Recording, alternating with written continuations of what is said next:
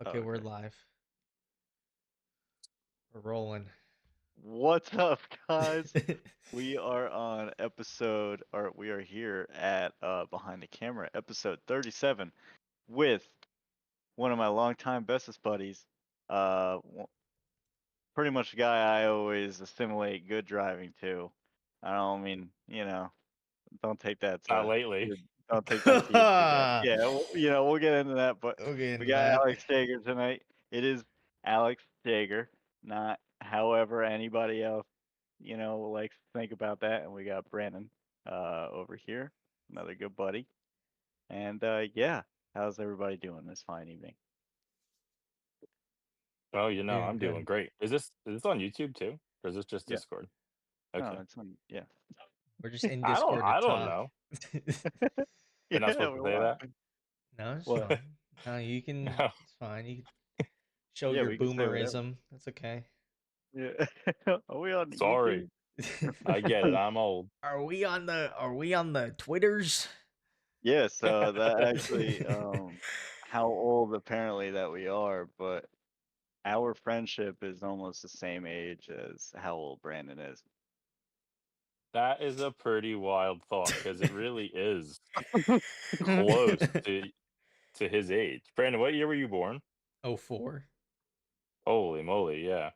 I That was is Yeah. saying close. that your friendship can drive, which is Oh, that's crazy. it. Yeah, our friendship can drive. Yeah, I mean, Yeah. and the way how we did meet was definitely something special. I mean, Although to you say the yelled at least. me last time I brought it up, so I ain't even talking about it. I'm kidding.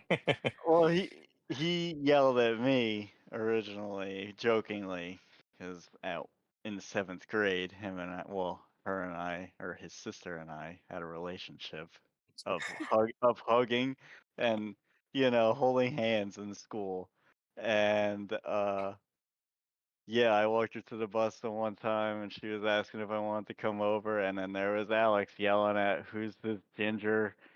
At that time I actually had longer I was gonna hair, and say you weren't bald it, back then. it was permanent bald. But yeah, and kind of ever since then I was intimidated. But then he bought an Xbox, and I think maybe this was when we both kind of got into it. And the moment I saw he bought an Xbox, I went out the next day, bought one, and we played Forza. And at that time, all I knew him as was Alex Subi Jagger. And yeah, and became friends from there. Team Dorifto started, Oh and yeah. yeah, yeah. But so that being said, honestly, like, do you want like your name back in the day, Alex Subi Jaeger? You were known for being a very cool Subaru guy. Yeah, I mean, I grew up as a fan of rally, right? So like Hunter and I went to the same high school in Jefferson Township, New Jersey, and on my bus ride to school in the morning, there was at the next stop like a Hawkeye STI that was always parked in front of the house, right where my bus stop was. So like every morning on my way to school, I would see this thing sitting there, and I was like, "Man, what a cool car!" And I watched WRC on Speed Channel and a bunch of other stuff. I just became like a rally fanatic. So I'm busy. What's um, up? when I was looking at What? like what I wanted to drive, kind No. of developing my opinion as a car person, as a young kid, I was like, I want a Subaru. I didn't really have anything tying me to it outside of liking rally, and that was pretty much the only car available in the United States that was being competing in the WRC at that time, which is pretty crazy to Yeah. think about because Subaru hasn't competed in WRC in a very long time now.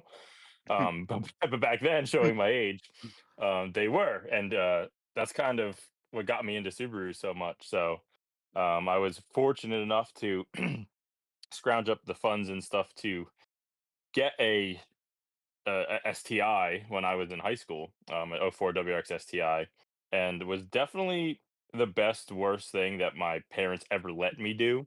Um, Fortunately for me, I didn't, like get hurt or do anything too dumb, but I also probably shouldn't have had a car that capable at that age. You I know? mean, you were ripping it around the yard. Yeah, I mean, I would drift that thing literally anywhere that was possible, all through town, on my street, up and down my road, which, as Hunter knows, had a some pretty cool turns on it to like Honestly, drift it up and was like down. a shrunken toge course. It was, yeah, yeah. Yeah. Outside of the neighbors being very upset with me doing it, which is funny now because there's a kid that still lives on that street that grew up with me, and he's a big 240 dude, and he drifts up and down the road all the time, and he posts, posts videos of it and stuff, and I'm like, come on, back in the day, I used to get so much flack for it, and now this kid does it all the time. He's not that young. I mean, he's definitely in his 20s now, but um, anyway, so I didn't term the name Alex Subi Jagger. Our mutual friend Eddie did. He used to love taking like photography back then, and there's like a shot he took of me drifting in the snow. It's a really cool shot, and he like put this tag across it that said Alex Subi Jagger, and he sent it to me, and I was like, all right. I uploaded it to my Facebook as like my profile, or back then they didn't have cover photos, so it was a profile photo, and yeah, then the name stuck for a while. It was my Facebook name for a while. I changed it to that. Yeah, yeah. I mean, and then you ended up going a bit further than just enjoying the car and liking rally. You went and actually not just to Dirtfish, but to Team O'Neill as well, right? Yeah, yeah, I did Dirtfish Rally School in December of 2013. This was before I ever drifted. I did go to a couple drift events, but I was like really big into trying to get into rally. I had a 2.5 RS Subaru car that I was building into a rally car. Um, and I went to Dirtfish, and there's a guy. I've told this story 1,000 times on, and every podcast I've been on, I've told this story too. Funny enough, but anyway, I had an instructor there.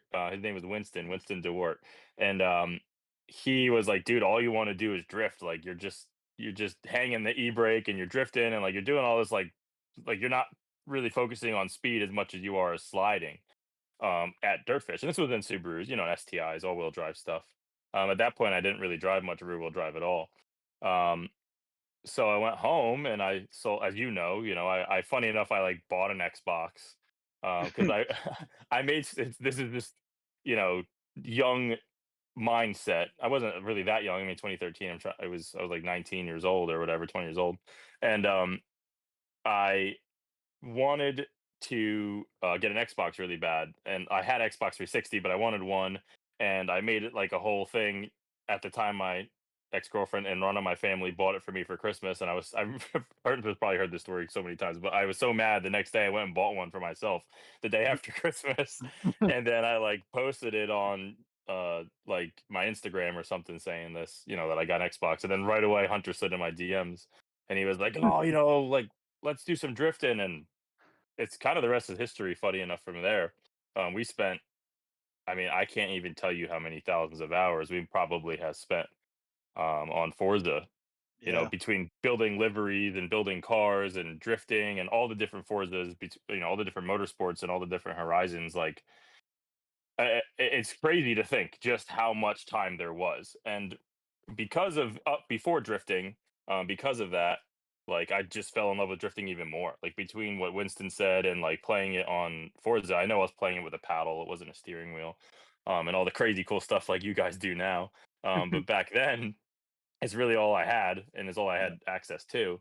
So, as you know, we did so many laps. I was like, I need to build a drift car. So it was only about 2 months after I got my Xbox that I sold my Subaru, and I decided to buy a 240 SX. So I bought an S13 hatch that had no motor. It had an SR in it that blew up from a guy. His name was Matt Lomazov.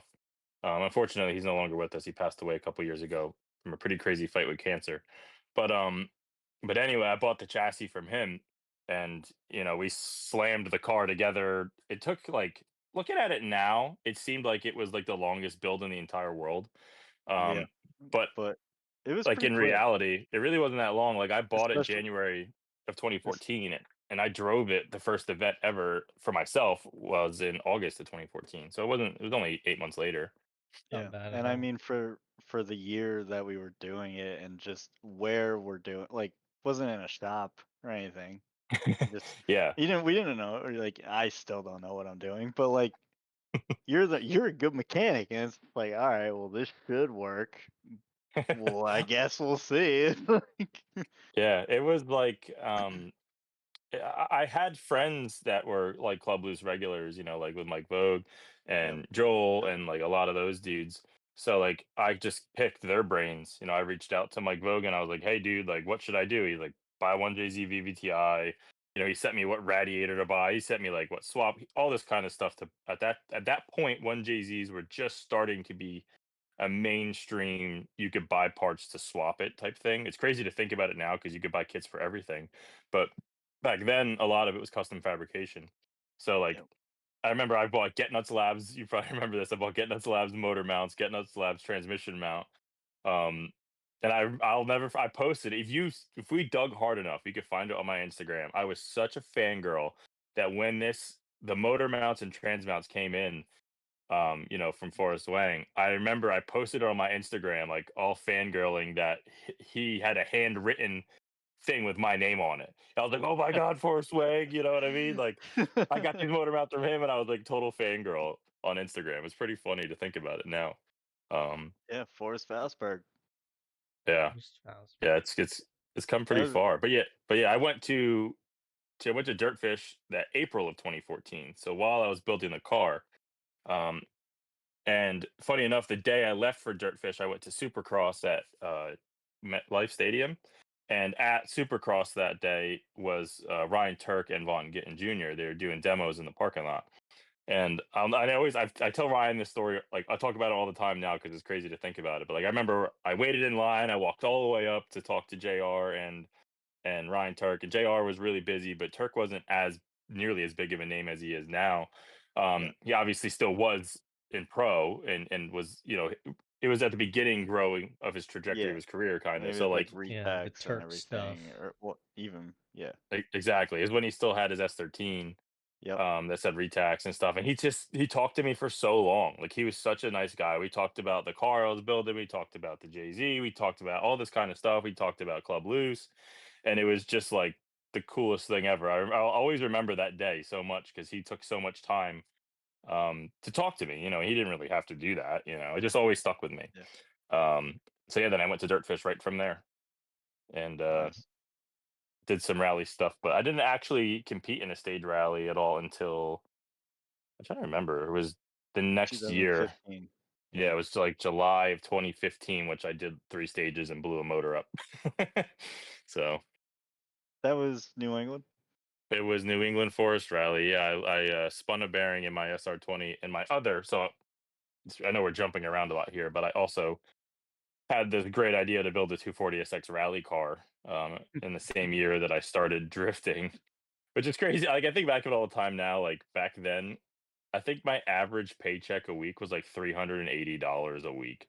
Like that was like literally what I made a week to survive off of. And was like, yeah, let's build 240 rally cars and drift cars. Like nowadays, you can't even build them if you make a crazy amount of money because they're just so expensive. But back then Well, they were so cheap. didn't you get that one for like a stupid deal with one of our other buddies? Is that the Yeah, one that you just traded?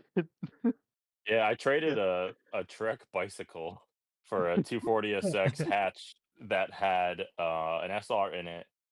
No rust. It had full interior. It was a very like clean chassis, but a questionable SR in it. So it's Uh, pretty crazy to think about. I think I bought that Trek bike. It Damn. was a training bike I used for when I raced dirt bikes. I had like a nice Trek road bike. It wasn't. Don't get me wrong. It wasn't cheap, but it was like $800, I think. You know, yep. so let's say I had $800 into an SR swapped S13 hatch. You know, to get it because it was a straight Yeah. trade, which is pretty crazy to think about nowadays.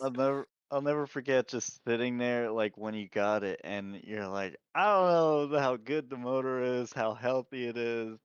And you start it up and it's just on limiter and we're just sitting there shooting flames out of this poor thing for minutes. So I was like, all right, hell yeah, brother. Yeah, it had one of those Freddy intake manifolds, like the fake Reddies. Yeah. So and it had like the worst. I don't think it had any sort of gasket. It was just RTV. So it had like the worst vacuum leak. So we thought it was so funny as these kids just revving the crap out of it, and because it had such a bad vacuum leak, the MAF would freak out and it would just shoot massive fireballs out the back. We thought it was so cool. But yeah, Uh, I, that was at the same time you had your S14, Hunter. I remember right I around that did. because when we worked on it in my garage. That was the same time frame. 2 separate times, and first motor blew up, second motor blew up, and then the third motor blew up, and then I just never brought it back. That's when I sold it to Matt, and then now that thing is probably absolutely destroyed. But You ever think about that? It's like where all of your stuff has ended up. Like I think about that on a daily basis driving around, like all my Subarus and dirt bikes and other cars, like even my old 350Z, which I got rid of not that long ago. Like I always wonder where it is today. I wish I could see it. yeah, yeah. I mean, I don't know if I'd actually want to know about this one because I'm still a little butthurt because all I wanted was a steering wheel. I said, all right, here's the deal, dude. If you're gonna sell it, I know you will. Just keep the steering wheel. Just I'll pay you for it again. It's like whatever. Nope. Didn't No. even know he sold it until it was like, hey man, I bought Alec or at that time he didn't buy your chassis, right? Or did he? His first So chassis was his or yours. I think I don't remember which one he bought for first, whether it was your S14 or my S13. I just know that Well, he bought my thing first, and then he sold it because he was like, this thing's bent, and then but yeah, I mean it was a real kooky, oh the 97, right? Or yeah, it was 97. yeah, it was a 97. I mean it was a don't get me wrong, it definitely was Herbie. It looked like it looked like it had a couple rage quits done to it. But It definitely did. Damn. It but definitely did. it was a spotless car in terms of rust and other stuff. It's just it was a 240 that was owned by teenager with teenager advice. That's what we all did, like all of our cars. It just Dude, unfortunately for you, it ended up being a car that you needed to get to work and stuff like that. I got the diff welded, and then eventually it unwelded itself. Remember that? How the Yeah. fuck did that happen? You just didn't Because weld it good enough? the dude went for style instead of function, and I Was was it like, Keith that welded that? I wasn't gonna, but yeah. Yeah. Okay. Well, it's funny because like so Hunter and I worked together around the same time frame. Like I was originally working at an auto body shop, and then Hunter got me a job at where he worked, which was a company called Groundwater Treatment and Technology. Um, and we met a dude. Well, Hunter knew him, but I met a guy who grew up in the same town as us as well. His name was Keith, and he was kind of into 240s and stuff. Which he owned my S13 that I have now, my S13, my coupe, my Yep. 1JZ one. Hmm. And it's funny how like all of it comes full circle, like now looking back at it, because we don't even, I've talked to Keith sometimes and whatnot and catch up and have dad talk because he's got kids now and I, just recently had a son. But, that's another car. Like that car he left in my parents' garage and it sat there forever, my S13 coupe. And he was just like, hey, yeah, it never came, never asked for it, never anything, and I was like, "Yeah, I'll shoot you like $1,200 for it or something." I don't remember what it was, but it had Yep. a KA in it. I remember, Yep. and a half cage, and it was pretty clean. And funny enough, my S13 used to drive to our high school when it was new. So like his older brother owned my S13, Oh and he yeah. would drive it to school. Like, and these are same kids that went to high school as us, just older than even me, and think of when a 24 like S13 was, only a couple years old, Yeah. driving to our high school with it had a KAT in it. So Yeah, it's and I funny mean that it's still in like the family. they're ugly as hell. You know, Yeah, like yeah. especially for that time frame, it's like who would actually think like look at that chassis and like think like that could be cool. Like no, from the base route, it's like man, these things are kind of hideous. But Yeah. Yeah, I guess too, it's like it's all subjective. It's about, what you were comparing it to back then. Like yeah, nowadays we look at them and we're like, whoa, like these things are like I love a 240. I love the pop-ups and stuff like that, but I could see your point 100%. It's like when we'll go back to video games, it's like when you first got Gran Turismo and like you could get a Sylvia K's and you looked at this thing, you're like, "Oh, I don't want that." yeah, yeah, You're like working your hardest to get to like a Mark IV Supra or an yep, R34 GTR or whatever. That's like what you were working yeah, towards in that game. You didn't even want to drive the Sylvia K's. That's yeah. what No, they called it. now it's cool. Yeah, now they're worth more than Bitcoin. You know what I mean? It's it's pretty wild. But Yeah, I yeah, mean, you're the New England Forest Rally event. You won something, like one of the stages, right? so the first year we went and I blew up my motor, we got towed out, and that was the end of that. And then we went back again in 2016 Okay. with the SR from 87 in it. Okay. Um, and that year we won our class regionally, which was like it's called at the time it was called Group 5, which is just like a two-wheel drive open class. Like there's no like real power. I mean, there is power limits. Rally has a lot of rules, but Yeah. it's basically you can run a turbocharged car. But yeah, we did. We blew like three sets of shocks. We ripped the subframe apart pretty badly, and stuff like that. But we did win our class that year. I got the trophy And still. I always look at them.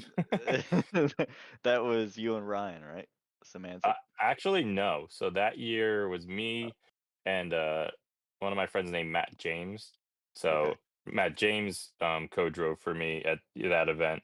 Hunter, you came to that one too. Yeah, you were there. I remember. Yeah. Yeah. That's when Oh, yeah. yeah, when we stayed at the in that resort up on the mountain there, Sunday Oh, River. yeah. That's Um, when. Yeah, that's when Matt and I went on our little walkabout at night, and we found that lady on the little like bench, and she was looked like she was dead. So we actually got good old help. We Mainer. were two two couple of drunk dudes going to get help for this other drunk lady. I'm Yeah. like, how ironic. Funny. I remember I didn't drink at all like at that point in my life. And we won, and I was like excited, and we were at the bar after the event, and like Travis Pastrana's there, and David Higgins, who was Subaru's factory driver at the time, and they're all drinking and partying and whatnot. And I'm like, all right, like Yeah, I'll have a drink, and I didn't know anything about alcohol at that point because I kind of refused to drink it. But I was like, I'll get a Long Island iced tea, just not really. I just knew the name, so I ordered a yeah. Long Island iced tea, not knowing it's like drinking race fuel. Um, and so I didn't eat all day because we raced the rally, and I remember just sitting there, and Matt Bystrack was driving us back to the hotel, and I was like, "We gotta stop. We gotta get food. I need to eat." Like any first time drinking kid who was like, I was like 22 years old at the time or something. 20, I don't remember, 23. Um, but so we stop and we get these gas station chicken nuggets that we had to microwave. We go back to our suite, and I remember like biting into them, and they were like this ugly Oh, the gray. brown. Remember the brownish Uh, gray? It was like the most gross chicken nuggets ever, and I remember just sitting there just slopping them down, like Oh first night man, uh, drinking Long Island iced teas with your friends.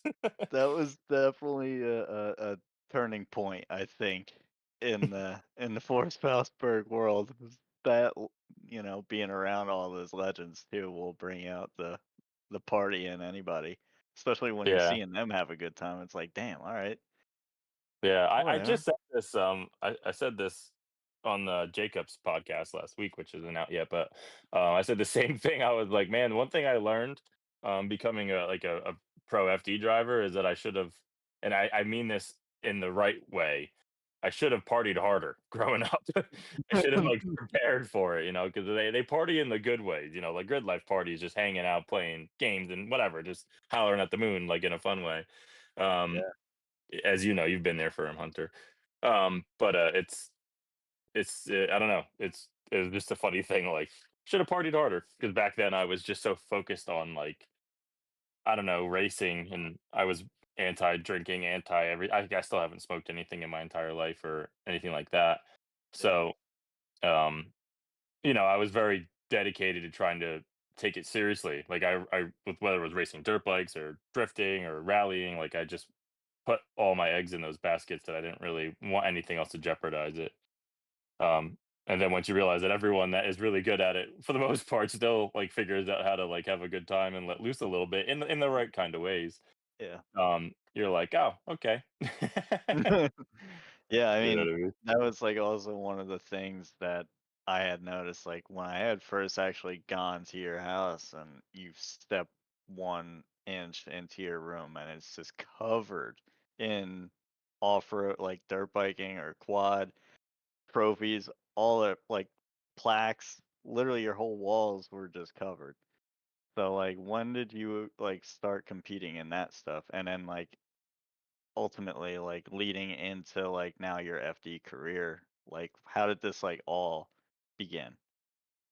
Other than Um, obviously we got the rally aspect, yeah. I've always just been into to motorsports. Like my first word was wheel. Like I've just been obsessed with cars. Like I always say that thing that like my first word was wheel, which it's true. Like I would just was fascinated by cars growing up. Um, like I always wanted to learn every bit of brands, everything like that. But my family was not into it really at all. Like my dad, he was a foot doctor. Um, like none of my other families into motorsports really, even in the slightest. So I just had one cousin, my mom's sister's son. Like like cared enough about cars. Like he had a Subaru, he had Mustangs and stuff like that. So like he was like my go-to to learn about things. But he lived an hour and a half away. So anyway, I fell in love with dirt bikes and stuff like that originally because you could do it at a younger age than drive a car, right? So like I Yep. wanted to drive so bad. I just wanted to have a car, I wanted to drive and race, but like I was like, all right, what is cool? What has motors? I'm like, dirt bikes are cool. So like I would nag my Yep. parents for dirt bikes and stuff. So when I was in like I think it was the summer before 5th grade, my dad came home one day with a 1986 Honda CR80 and the trunk of it basically. He had a Ford Explorer and Yeah. he drags his dirt bike out and I remember it falls on the driveway and I'm like this little 4th grade kid and I'm just like flabbergasted, and it was funny to think about it because like my dad had no idea what he was doing. He didn't even know how to show me how to start it, Yeah. like, and I just like looked at it and I'm like, all right, I like figured out Yeah. how to start it, and I remember like ripping it around the backyard, but it had a ton of issues. So they got me a newer dirt bike like a couple weeks after that because they realized I was, I guess, competent enough to handle it. Um, but contrary to a lot of people who race, and definitely contrary to how I plan to raise my son, um, I didn't get to start racing until I was a lot older than I think a lot of people, purely because I just didn't have anyone that knew or like knew where to take me or knew what to do, or Yeah. like my parents didn't even know the first avenue to take me to go do a race on a dirt bike. So the first time I went racing was actually a quad, and it was in like 2008 or 9. So it was my freshman year of high school. I had friends who raced quads, and I had one, and like they took me to go do my first race. Um, and then it kind of snowballs from there. So I would say like I started racing my freshman year of high school is when I started competing. I did a season on quads, and then after that I went right to dirt bikes, and I did dirt bikes very heavily from like 2010-ish till 2000. Oh, this case is pretty crazy to think about because it's not that long of time in history now. Yeah. I've done Yeah. FD longer than I raced dirt bikes, I guess. I'm going on 5 Damn. seasons. So I raced dirt bikes 2010, 11, 12, and 13, and a bit of 14. I did one race in 2014, I should say. Um, which is so crazy to look back now. It's not that many years. I'm like, holy I- moly, because I felt There's like just a lot more events, right? yeah, Like, you would do like 12, 14 races a season. You know what I mean? Wow. yeah. So Yeah. and we traveled the whole eastern seaboard. Like I did races in South Carolina, Georgia, New York, Maine, Pennsylvania, a lot in Pennsylvania, West Virginia. So like I raced in the woods basically. Like I did what was Yeah. called hare scrambles, GNCC, AMA National Enduro, and National Hare Scramble at the time. I did a series which was called NEOC, which doesn't exist anymore, which is based out of South Jersey. But I did a lot of racing. Like I went from and I progressed pretty quickly. Like I started in C like everyone, I went to B, and then I went to A like year after year after year. Um and A is when it got pretty crazy, like it's nuts. I took it so seriously. I had a practice bike. I was in the gym every day. I went and thankfully for me, where I lived, I could go riding right out of my backyard. And we had everything from 6 sand pits to crazy good single track and rocky mountains and stuff. So I had a really good, diverse place to learn and practice to be competitive, which I think helped a lot with progressing as quickly as I did. But I always say this like exact story that like I remember trying so hard. Um, to be good. Like I was like a pretty good like upper mid pack A class rider, depending on the event. If it was like a more regional one, I could probably win. But at a national level, I was like a mid pack guy, let's say an A. And I was trying so hard to do that. I remember like kicking my butt, like getting so frustrated. And there, I remember always seeing like dudes that were like smoking cigarettes and like partying so hard and like were not in shape, and they would just like smoke me, right? And I'm like, all right, this is so annoying. Like I'm trying so hard, I'm getting beat by a dude who's smoking cigarettes on the line. Yeah. And it's nothing against smoking cigarettes to a degree. It's just like it's such a physically demanding sport. Yeah. Like you need every inch of your lung And capacity, your strength, your stamina. And I'm like, how is this dude like just that much better than me on a dirt bike? So yeah. anyway, when I got into cars, like all of a sudden I felt like that switched. I was like, wow, like okay, now like I'm that dude that doesn't have to try as hard. It's just like that natural type thing. Like I had to try harder than other people I competed at to be as good as them on a dirt bike. And then I got in a car and I felt like I didn't have to try as hard to be as good or better than some other people. Don't get me wrong, that's a blanket statement. Obviously there's many people who are way better at driving than me, but you get my Yeah. point. Right. Um Like entering in, it was like, all yeah. right, this is You got easy. the basics Yeah. pretty quick. Yeah. Yeah, so if for me it was like um the reason I made the switch so much, which I now because I've been riding my dirt bike so much again, and doing a couple races, I regret this a lot. But back then, I had some friends get really injured. Like I had one friend who was like in a coma for a couple months. I had another friend who got paralyzed from the waist down. And a lot of like things that I saw live right in front of me, that I decided to stop racing altogether. I was like, all right, this is sketching me out. Like I'm seeing some of my friends' lives at young when we were teenagers, and their lives forever are changed. And I was like, whoa, like, all right, I need to be a little bit more mature here. So like, let's get into cars, like Yeah. it just was the safer thing. It's crazy to think about it. It is a lot safer than racing dirt bikes. Yeah. Um, by a huge margin. So anyway, like that's when I hit up Mike Vogue. We built the drift car, and flash forward to August of 2014. So like almost 11 years ago. I do a clinic at Club Loose. I always remember. Like I signed up. It was a clinic into Friday night drift party, Yeah. and then there was a drift event the next day.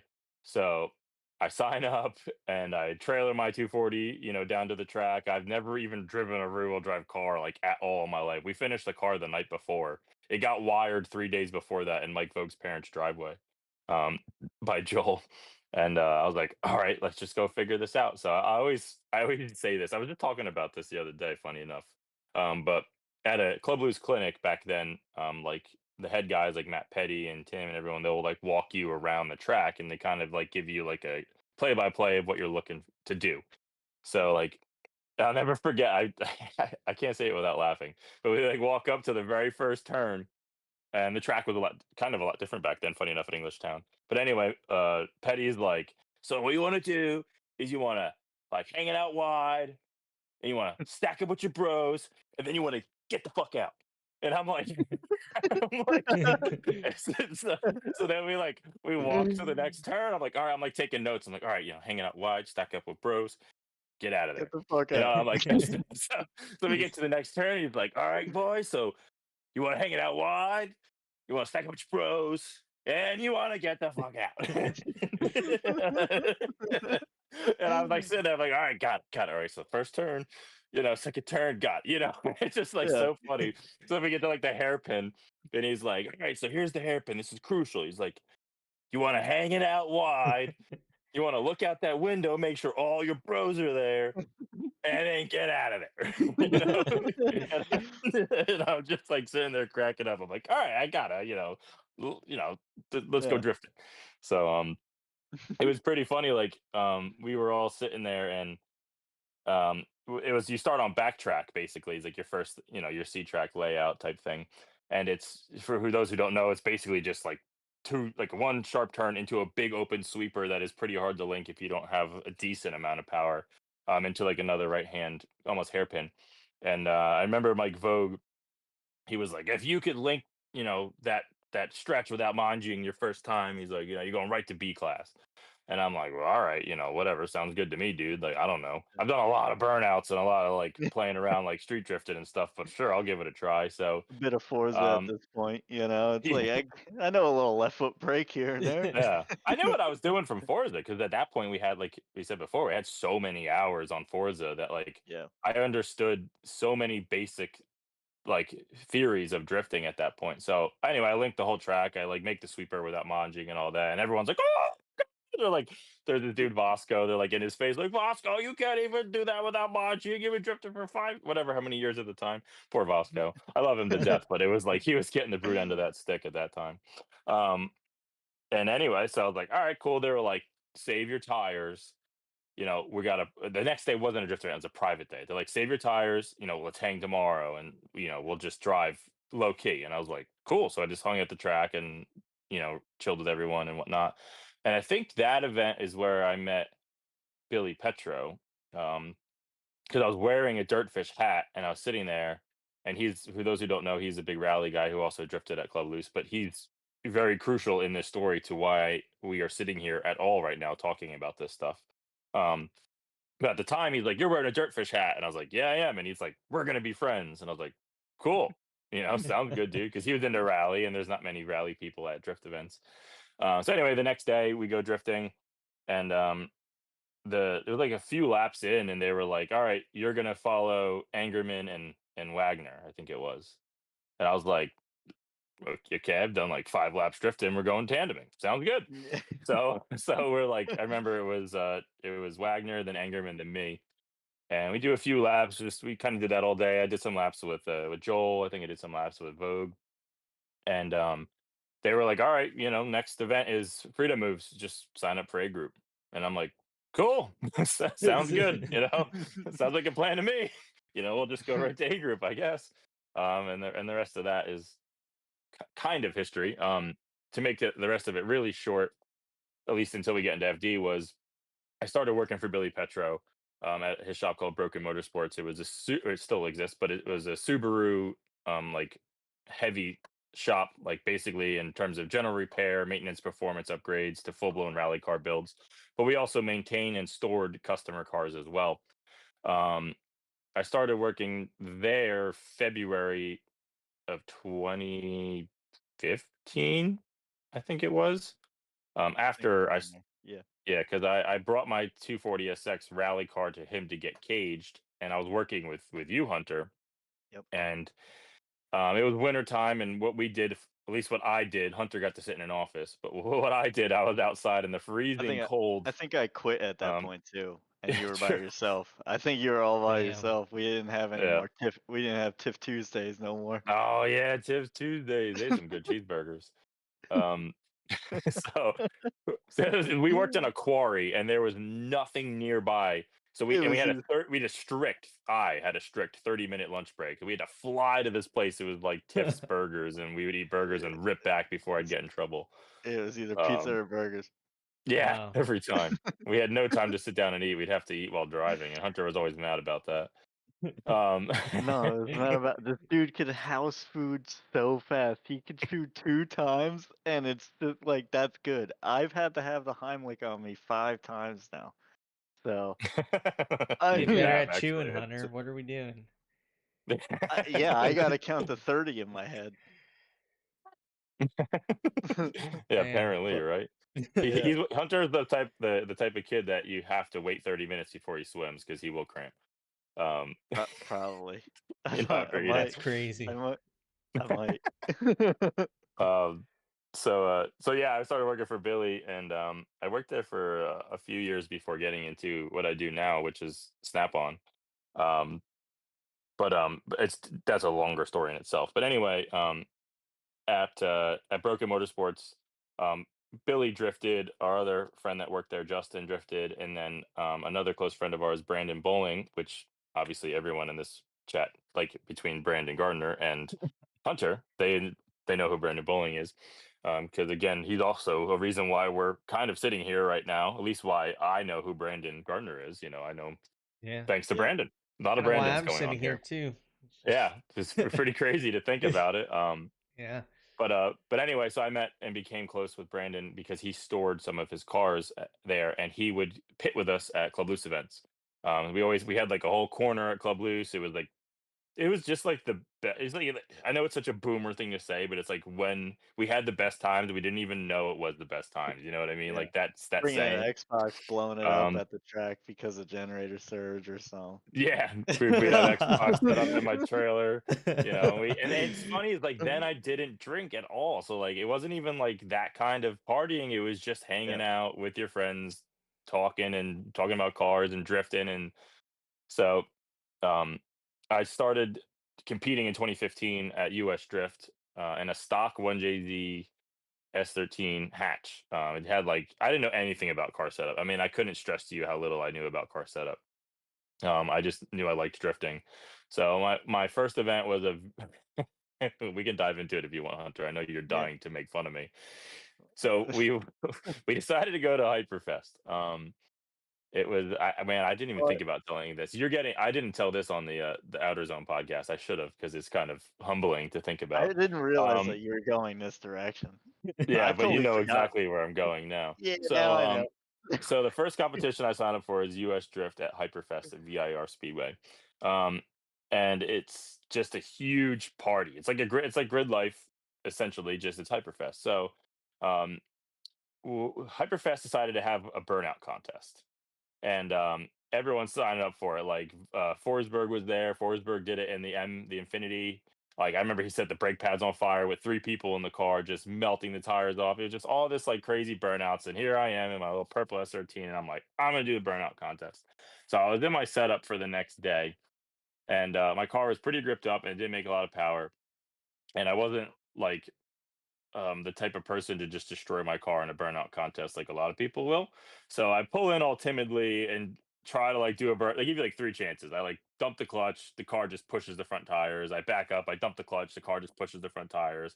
Now I'm getting booed. I like put the car You in got first hurt. gear. Wasn't it like Yeah, hurt right there with the camera yeah, on it you? hurts in my face, with the camera, and I'm like trying so hard to get this car to do a burnout, and I just get booed out of this.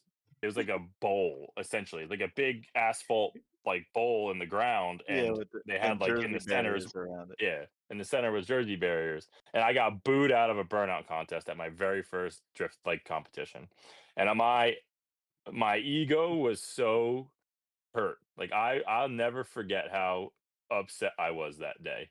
That like I got booed out of a burnout because I know I could do a pretty good burnout. So like especially then, I like lived doing burnouts on quads, dirt bikes, cars. Didn't matter what. I figured out how to make an STI that was all wheel drive, do standing still burnouts.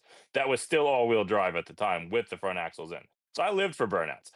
But anyway, I just made a total fool out of myself, and it ruined that whole weekend for me. I remember I had the total wrong setup in the car. I was on like so gripped up for 280 horsepower and this really really fast track, and I didn't even qualify.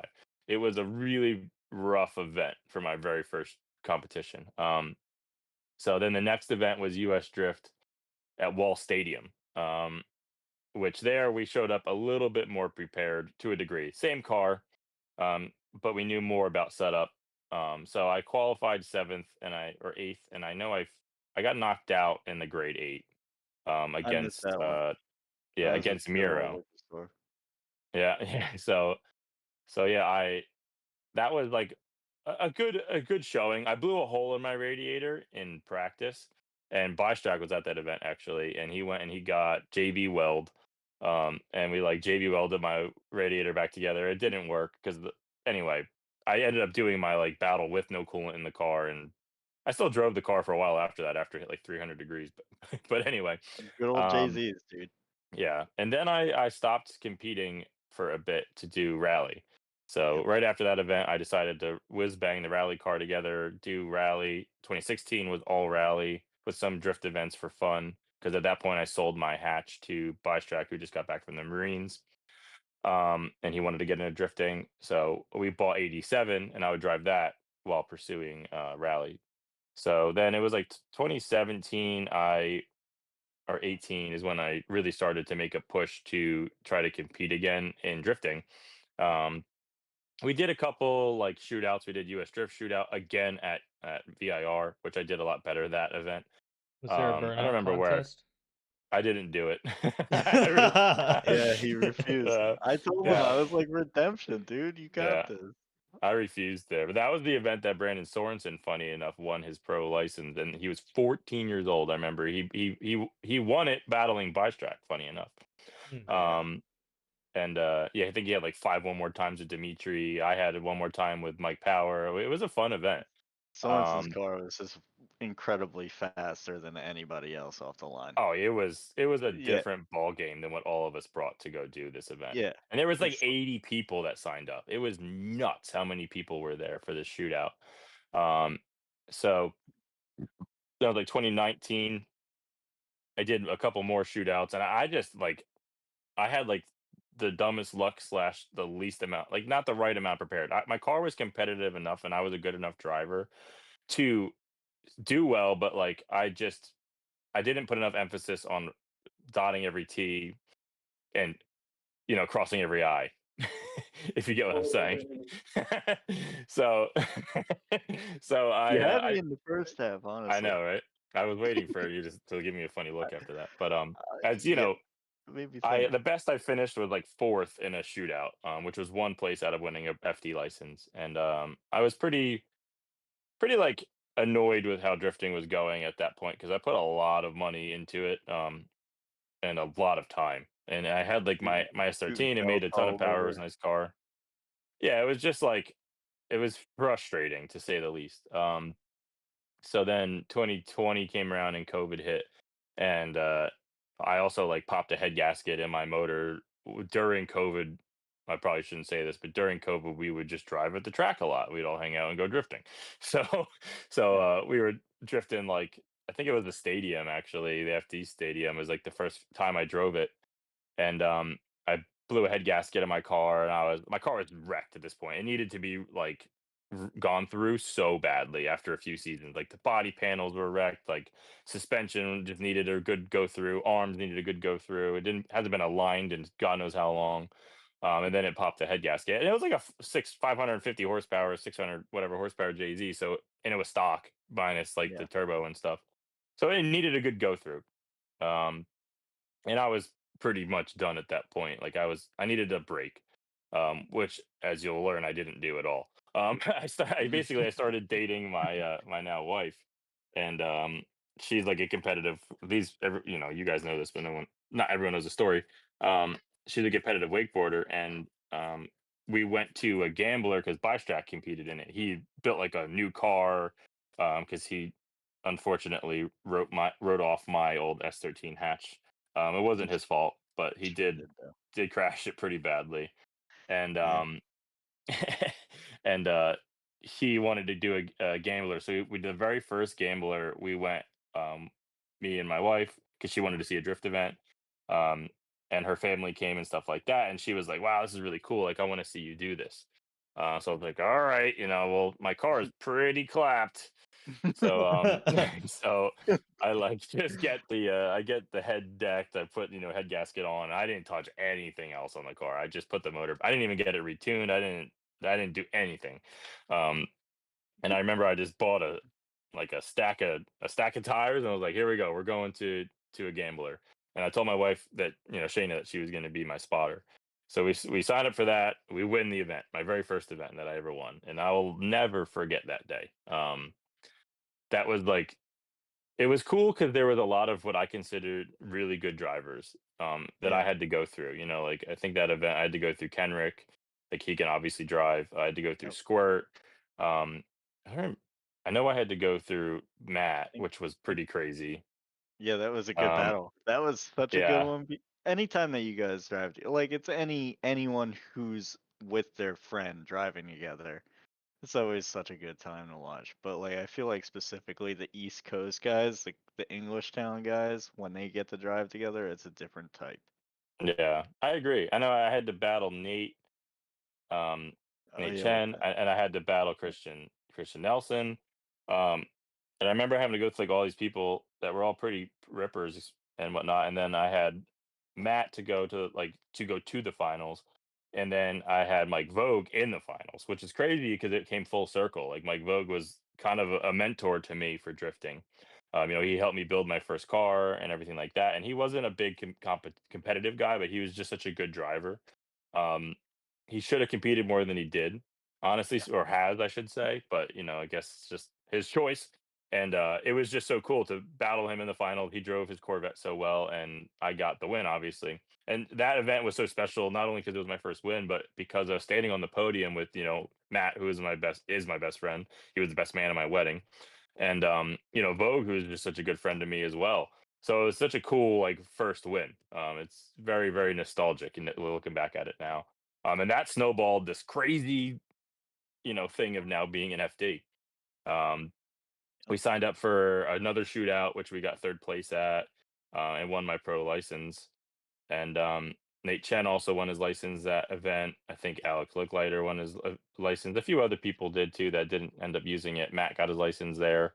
They gave out 5 at that event, so they were like trying to like get people, I guess, in to FD at that time. Now it's a lot harder, Yeah. but it's like a lot harder now. But anyway, so to go back to Brandon, Brandon Bowling, knew he was like really close friends with Forsberg. He was like an OG Drift Alliance guy, and close with all those people in the space.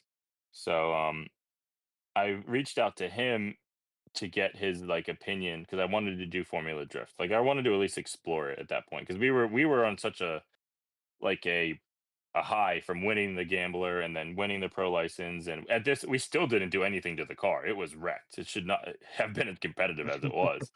um and Brandon responded with, at the time he was like, hey dude, like I'm managing Chris Forsberg's program. And at that time he was actually like managing and helping a lot with Tanner Faust as well.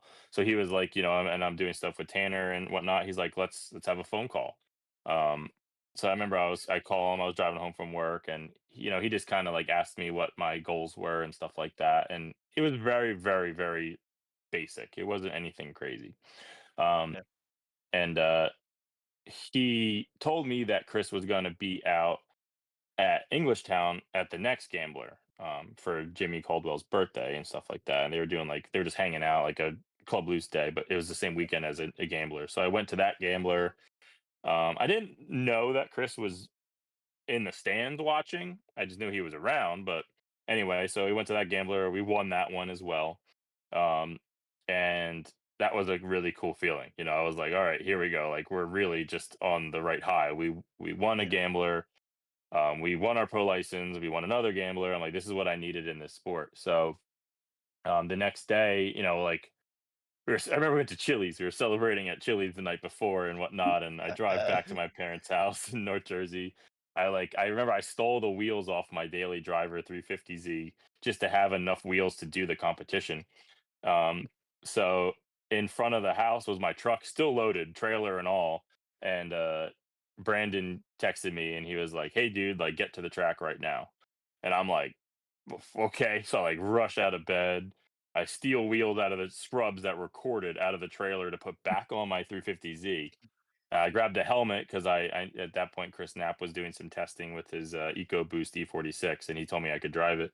So I like grab a helmet and I just hightail it down to the track. I floored it down there, and hung out for the day with mostly with Chris Knapp and stuff like that. And at the end of the day, when Forsberg was done with what he was doing, like me, him, and Brandon sat down, and he just like asked me very basic questions too. He was like, "What do you want to do? What do you want to build?" And I told this part of the story on the Outer Zone podcast, but I said that I wanted to build an S15. I was like, that's what I wanted to do. Like any kid that was get like any S chassis dude, like when they get to FD, they're like, I want to build an S15. Yeah, It's they're just like sick. the Yeah. exactly. It's The like pipeline. why not? It's the best looking. It's obviously the coolest one. Yeah. Um, and I'll never forget like Chris's reaction. He's like, "Don't do that." And I'm like, "Oh, well, thanks for ruining my dream, dog." you know. And he's like, "Don't do that." He's like, "If any," and I'll never forget vividly. He specifically said, "At the minimum, I would at least do a 350Z." Yeah. And I was like, "Okay," and then he was like, "But." He told me, and he didn't say anything else. He said, "Buy a 370Z," and I was like, "That's literally all he said." And I'm like, Yeah. if Chris Forsberg's telling me to buy a 370Z, guess what I'm doing? so That's a 3-time champ we're talking to, man. yeah, exactly. And so at that point, I was pretty close with some people in Formula Drift because I worked on a couple teams. I worked on AJ Muss's team in Pro 2, and I helped Dean Carney out as well in Pro. Um, and on AJ Muss's team was Brian Wilkerson and Scott Davidson, which anyone who knows them is like Yep. two absolute legends of the sport. And Scott also worked with Dean Carney as well. So I learned so much when I worked on those teams. That was in 2019, the year before all this happened, where I won my license. So I knew that I had some people in my corner that at least I made relationships with them. I didn't know what they would want to do or not for me, but at that point, like became friends with them. I became friends with Moose. Um, so I knew I had a lot of really knowledgeable people in the space. Um, so I reached out to Wilkerson because I knew he had a 370Z that was caged that he was trying to sell forever. Yeah. Um, it's the sister car to Forsberg's TTZ. They were literally built by Dylan for the most part, Dylan Hughes. Like he did the cage and a lot of other stuff, like side by side. Originally, the 370Z, the one that is my FD car that Brian owned, um, had I think a VK45. I'd have to ask Brian again. I know it had some variant of a VK in it. It's It's supposed to be like a maybe the shop. smaller one. Yeah, I think it was the smaller one, not the bigger one. Okay. Not the 56. But anyway, it was like a shop project car type thing, but he sold everything out of it when they sold the whole VK program. So it just sat for a while. So I hit up Brian and I was like, "Hey, do you still have that 370Z? Like I want to buy it." So he responded with, he was like, "Oh, I sold it." And I'm like, "Oh, you got to be kidding me. You had this thing sitting for so long and now I need one and you sold it." So he wouldn't tell me to who or anything like that. Yeah. So I was really trying to gauge people's opinions on 370Zs because there really, at that point specifically, wasn't that many people who competed in them, especially at a pro level. Um, so I reached out to Stoneback and I was like, "Hey, dude, like I know you drove with Chris in a 370Z, and I want to pick your brain on what you think about 370s." So he responded with it. And he was like, "Well, I have one if you want to buy it." And I'm like, "Oh yeah, like what is it?" He's like, "Oh, it's the one at MA." And I'm like, "Yeah." I'm like, "I'll take that." That's so funny how it worked out. And it was still at MA. It was never picked up. Um, so it's funny because I won 2 gamblers, which at that time you got 4 grand for a win at each one. So I had $8,000 from winning those 2. And the car was 8 grand. I remember I took my winnings from winning 2 gamblers and I bought my now FD car chassis. It was like mostly caged. It came with a lot of nice carbon bits and some stuff. It had the rear mount radiator already done. It had the dry sump setup already done. It just outside of oil pump and pan for whatever motor you run and lines, but it Right. had like the tank and the fabrication for the tank and its enclosure and all that already done. So it was like the best base we could have had um, possible. Like it was just Yeah. a really good starter 370Z. So I bought it. I bought a stock VR38 from some guy, still like a good close follower of mine. He responds to like everything I post on Instagram ever. He DMs me all True the fan. time. What I think his name was Wellington Duarte or something. He had a sick Liberty Walk wide body GTR. And he powder coated the motor that was in my like the motor that it had purple, which is I knew it was meant to be. Wilkerson's who's found this motor for me on a Facebook forum thing, but like whatever marketplace ad, and I went all the way up to Massachusetts to buy it, and we literally lowered it out of like the engine bay of a GTR into the bed of my truck, and I drove it straight to MA in Maryland. um, and I ran that motor for a few seasons. But anyway, I actually technically it's still in my car now. It's just built. But to flash forward, I didn't really know what was going on with the program. I just knew that Brandon wanted to help, and that I was building a 370D.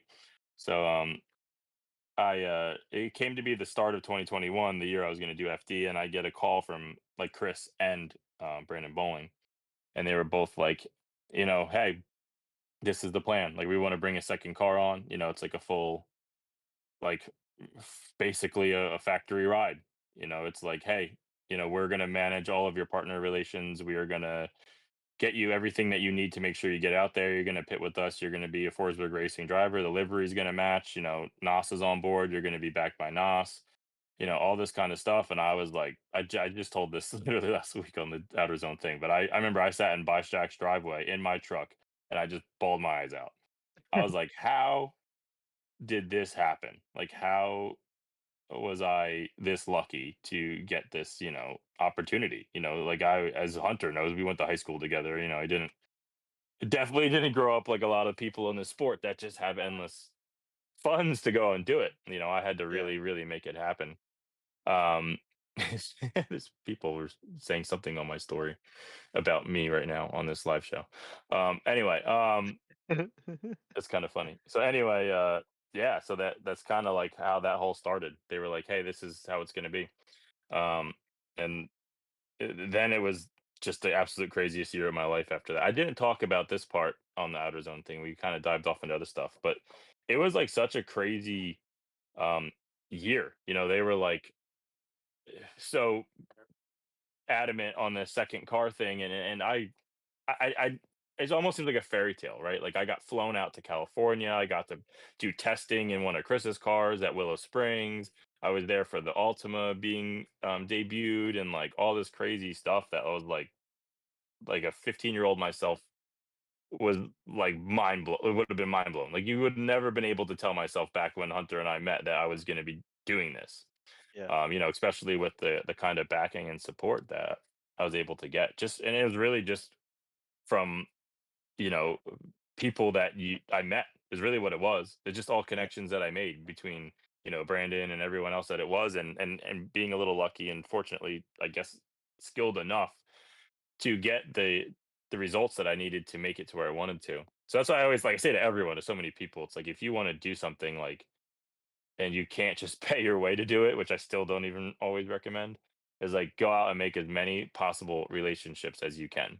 Like Yeah. working at those teams I did in FD, and just instead of sitting on my phone when I wasn't touching AJ's car, like I was making relationships with everyone in the pit, like walking around, talking to people, becoming friends with everyone. And it's crazy is like um when you meet the right people, how much they want to help you when you're in a position that you can be helped, if that makes sense.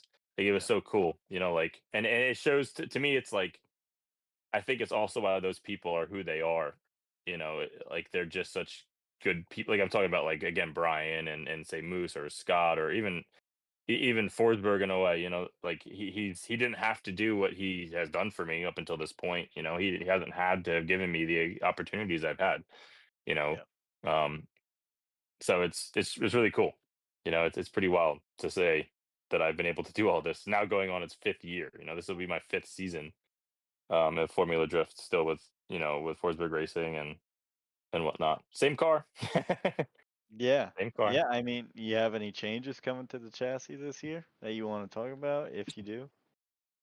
It's definitely gonna look a lot different. That's about as much as I can say still at the moment. Um at least I think it's gonna look a lot different. As long as all goes as planned. But it it's I don't know. It's about as much as I could really say. Same motor, I could tell you that much. Motor's getting a pair or a nice fresh set of NGK spark plugs, and it's fresh set of Garrett turbos, and it's gonna be ran another year. But outside of that, Yeah. nothing else is gonna be recognizable. I mean, I- if I'll leave is that up there to anything? imagination. I was gonna say, is there anything that you would change on that chassis? Like, what was it like coming from the S13 that, I thankfully got to drive it the one time, and as you clearly saw, like it drives itself. Like that car is very easy to drive. Yeah, I And would say S chassis and E chassis, BMWs and S chassis being S13s and 14s and whatnot. Like, there's a reason they're so popular. They work. Like, I love my S13. It's my favorite car probably ever. I'll never get rid of that thing. Um, and they can be very competitive without like a ton of money per se. Now the cars are getting expensive to get. Don't get me wrong, but you get my point. So the Z is it's very different. Now we know so much about it, but originally it was a big change. So my very first event in the FD car, the very first time I ever drove it was at FD Orlando. I literally we finished it the Monday before Orlando. Yeah. I Wow. never drove a 370Z in my life. Um, Yeah. we had some issues at the time um, with the variable valve timing. So the stock VR38 dry sumped with custom tubular manifolds. It runs the Link ECU, all the Link sensors, and a Hartsock wiring harness. So at that time, um, Link did not have in the ECU that we ran, which was not a spec. Was it? No, it wasn't a spec ECU. My first year actually of FT. Funny enough, um, but it didn't have enough triggers. Like not enough. It just didn't have the right software for VR38s. So we were trying on the dyno to get the VVT working. It could run it as like a VQ, but we couldn't get the variable valve timing working because the cam triggers are different on a VR38 versus a VQ35 or VQ37. So um, we were like scrambling, trying to get the car done and ready, and we're trying to do stuff on the dyno. And Jason, from Linky, like calls us. He's like, "Stop! Just stop!" And we're like, "What?" He's like, "Put it in the trailer and go to Orlando."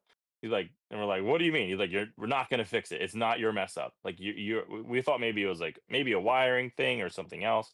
Um, Yeah. he's like, "We have to rewrite software for a VR." We learned. So I went to Orlando with no variable valve timing, and the car it made like 516 horsepower with no VVT, and it came on pretty late. Like the Yeah. VR38 has such a massive bandwidth in the variable valve timing that like without it and how the cams just kind of lock wherever they want, it's like it was so light switchy. It was like a 125 dirt bike. It was all or nothing.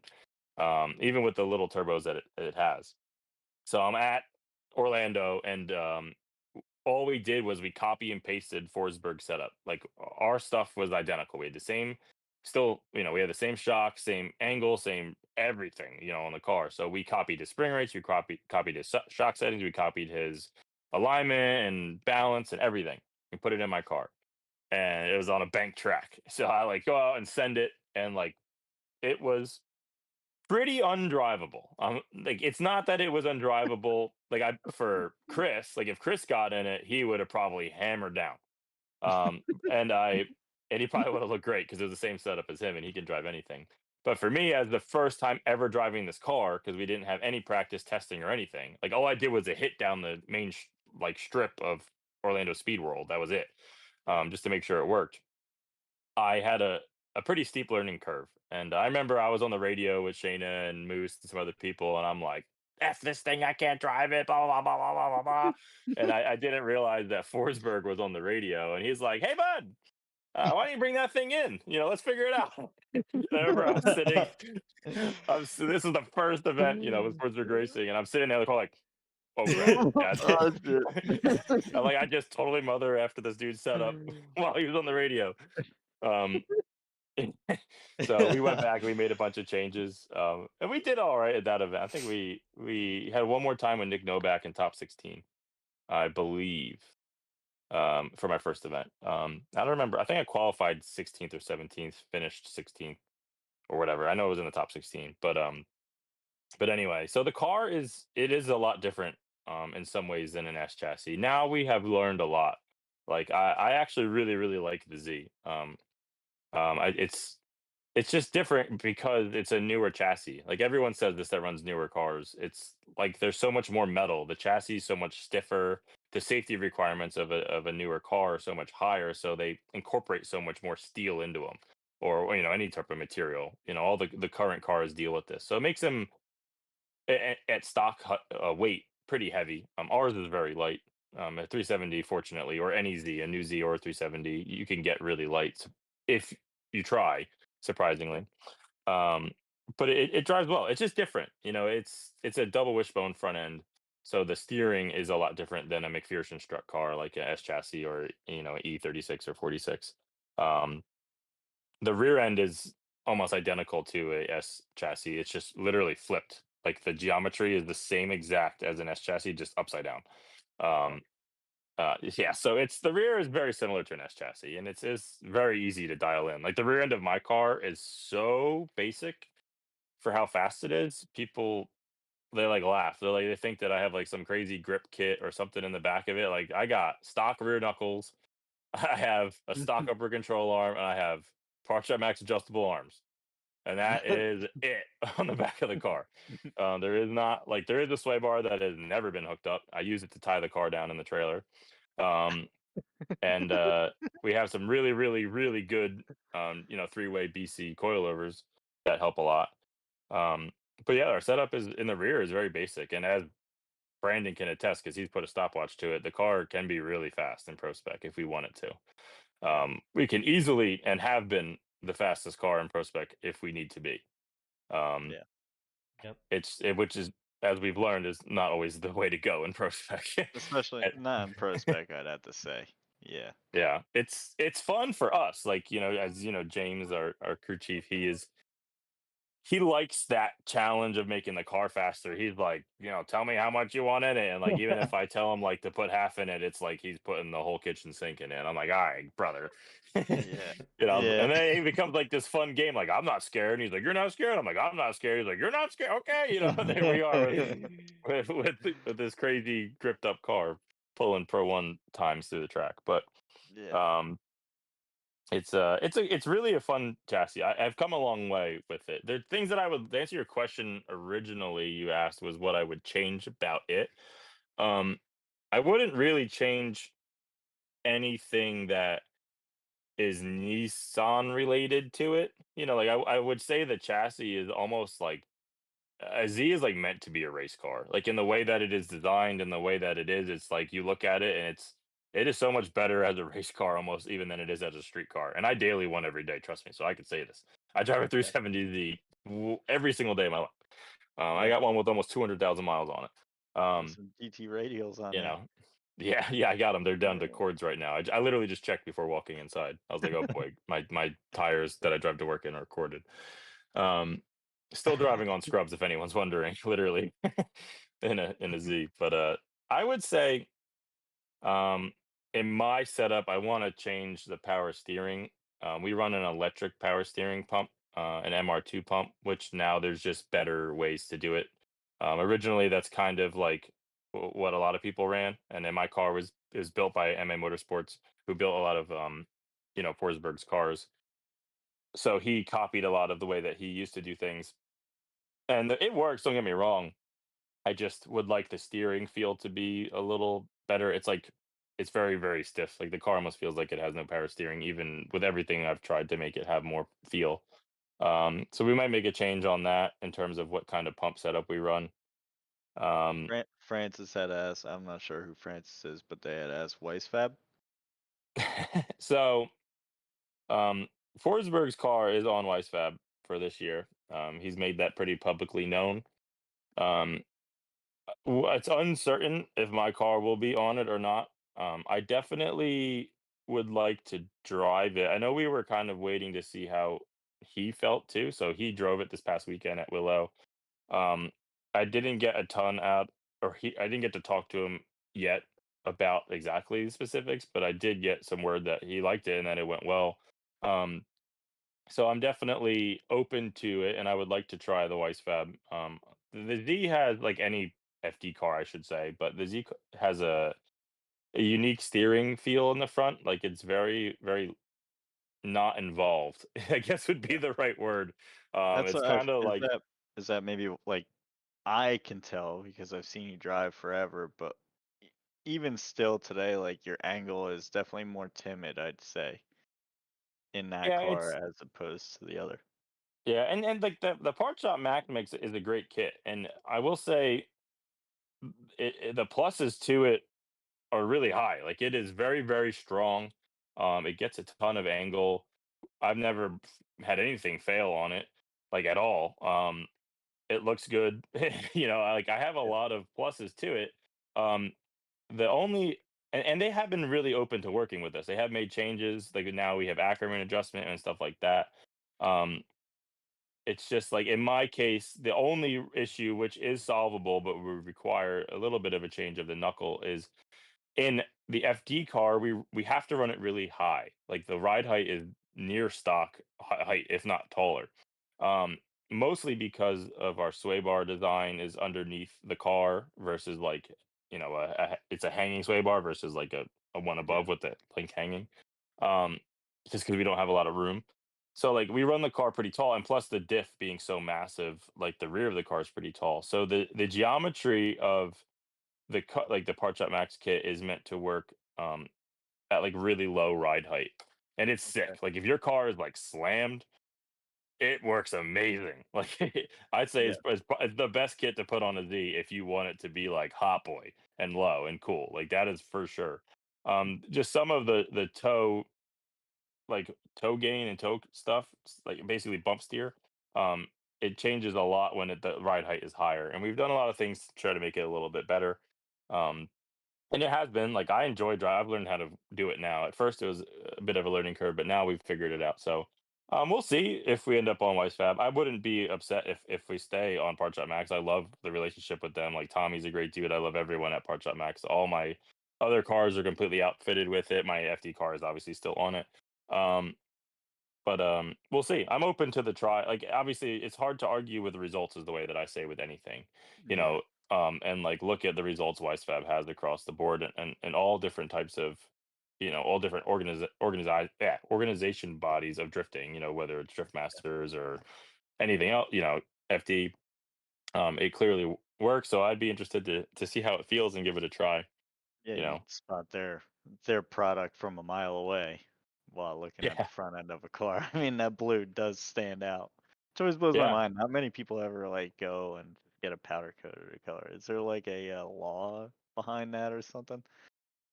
I think it's a genius move on Weisfab's part, or like even if you look at Part Shot Max in that matter, like sticking with the Yeah, gold. the gold. Yeah. Like I think like more brands should do that. I know like just recently FDF started They're to kind of green now. implement their green. Yeah. Yeah, but like forever you could get their kit uncoated or in any color you wanted, and Yeah. I get that that can be appealing to some people, but I think as a brand, it's a smarter business move to stick with one color, and I think that's what works so well. Not the only thing that works so well with Wisefab, but clearly it has, like you just said, it leaves an impression with you that you could see blue from across a paddock Yeah. anywhere, and know that's what Yeah. they have on it. So I'm just shocked that like the drivers that like aren't sponsored that just buy it don't, I guess they love the blue. I'm sure a lot of it is just probably money, right? Like True. every Yeah. these dollars and cents, they fly so so fast in drifting in any motorsport. It's like I'm sure a lot of people who would love to powder coat their stuff to be some cool color, and then they're like, "Wait a minute, why would I spend all this money to powder coat it if I'm going to put this thing on a wall and have to replace that arm anyway?" True. Or Yeah. whatever. 100%. We had another dude, Celine Drift. What would you say it takes to get into pro spec today? Oh, that's actually a pretty good question. The number one thing that I love the most about FD, especially Pro Spec, is it's still a motorsport that anyone can. I don't want to say anyone, but just about anyone from any walk of life can make a plan and make it happen and go and do it. Like I just said before, like look at my story. I don't have like any crazy backing or anything like that. I didn't come from a ton of money to be able to go out and find the avenue to get here. Not many motorsports still have that. Like whether you look at NASCAR or dirt bike racing or F1 for Christ's sakes, or Indy or anything, it's so difficult to compete at a professional level. Um, where I think it's really cool that FD still is one of those sports. So where you can do it and be like a normal person to a degree. Yeah. So Yeah. anyway, the best advice I have for someone that wants to do pro spec, it really is a weighted question on their history and where they are in the sport, I would say. But as a blanket statement, is if you are in the pro am realms or if you're trying to become in the pro am realms, um, I would get a car you could grow with. That like one that you like, one that's sustainable, isn't crazy money, is marketable, and then you can grow with it. I think you see a lot of that these days with like Corvettes and with Z's. I think that 370 Z's are an amazing car right now for a pro am level because parts are readily available. The car is becoming cheaper. It's really robust. The VQ that comes in it can make really good power, despite what a lot of people think. They can make crazy good power for not a lot of money, and you can go out and just focus on your driving. You get out, and everyone, I sound like a broken record. Everyone that asks this question, I'll say to work on your driving before the car, right?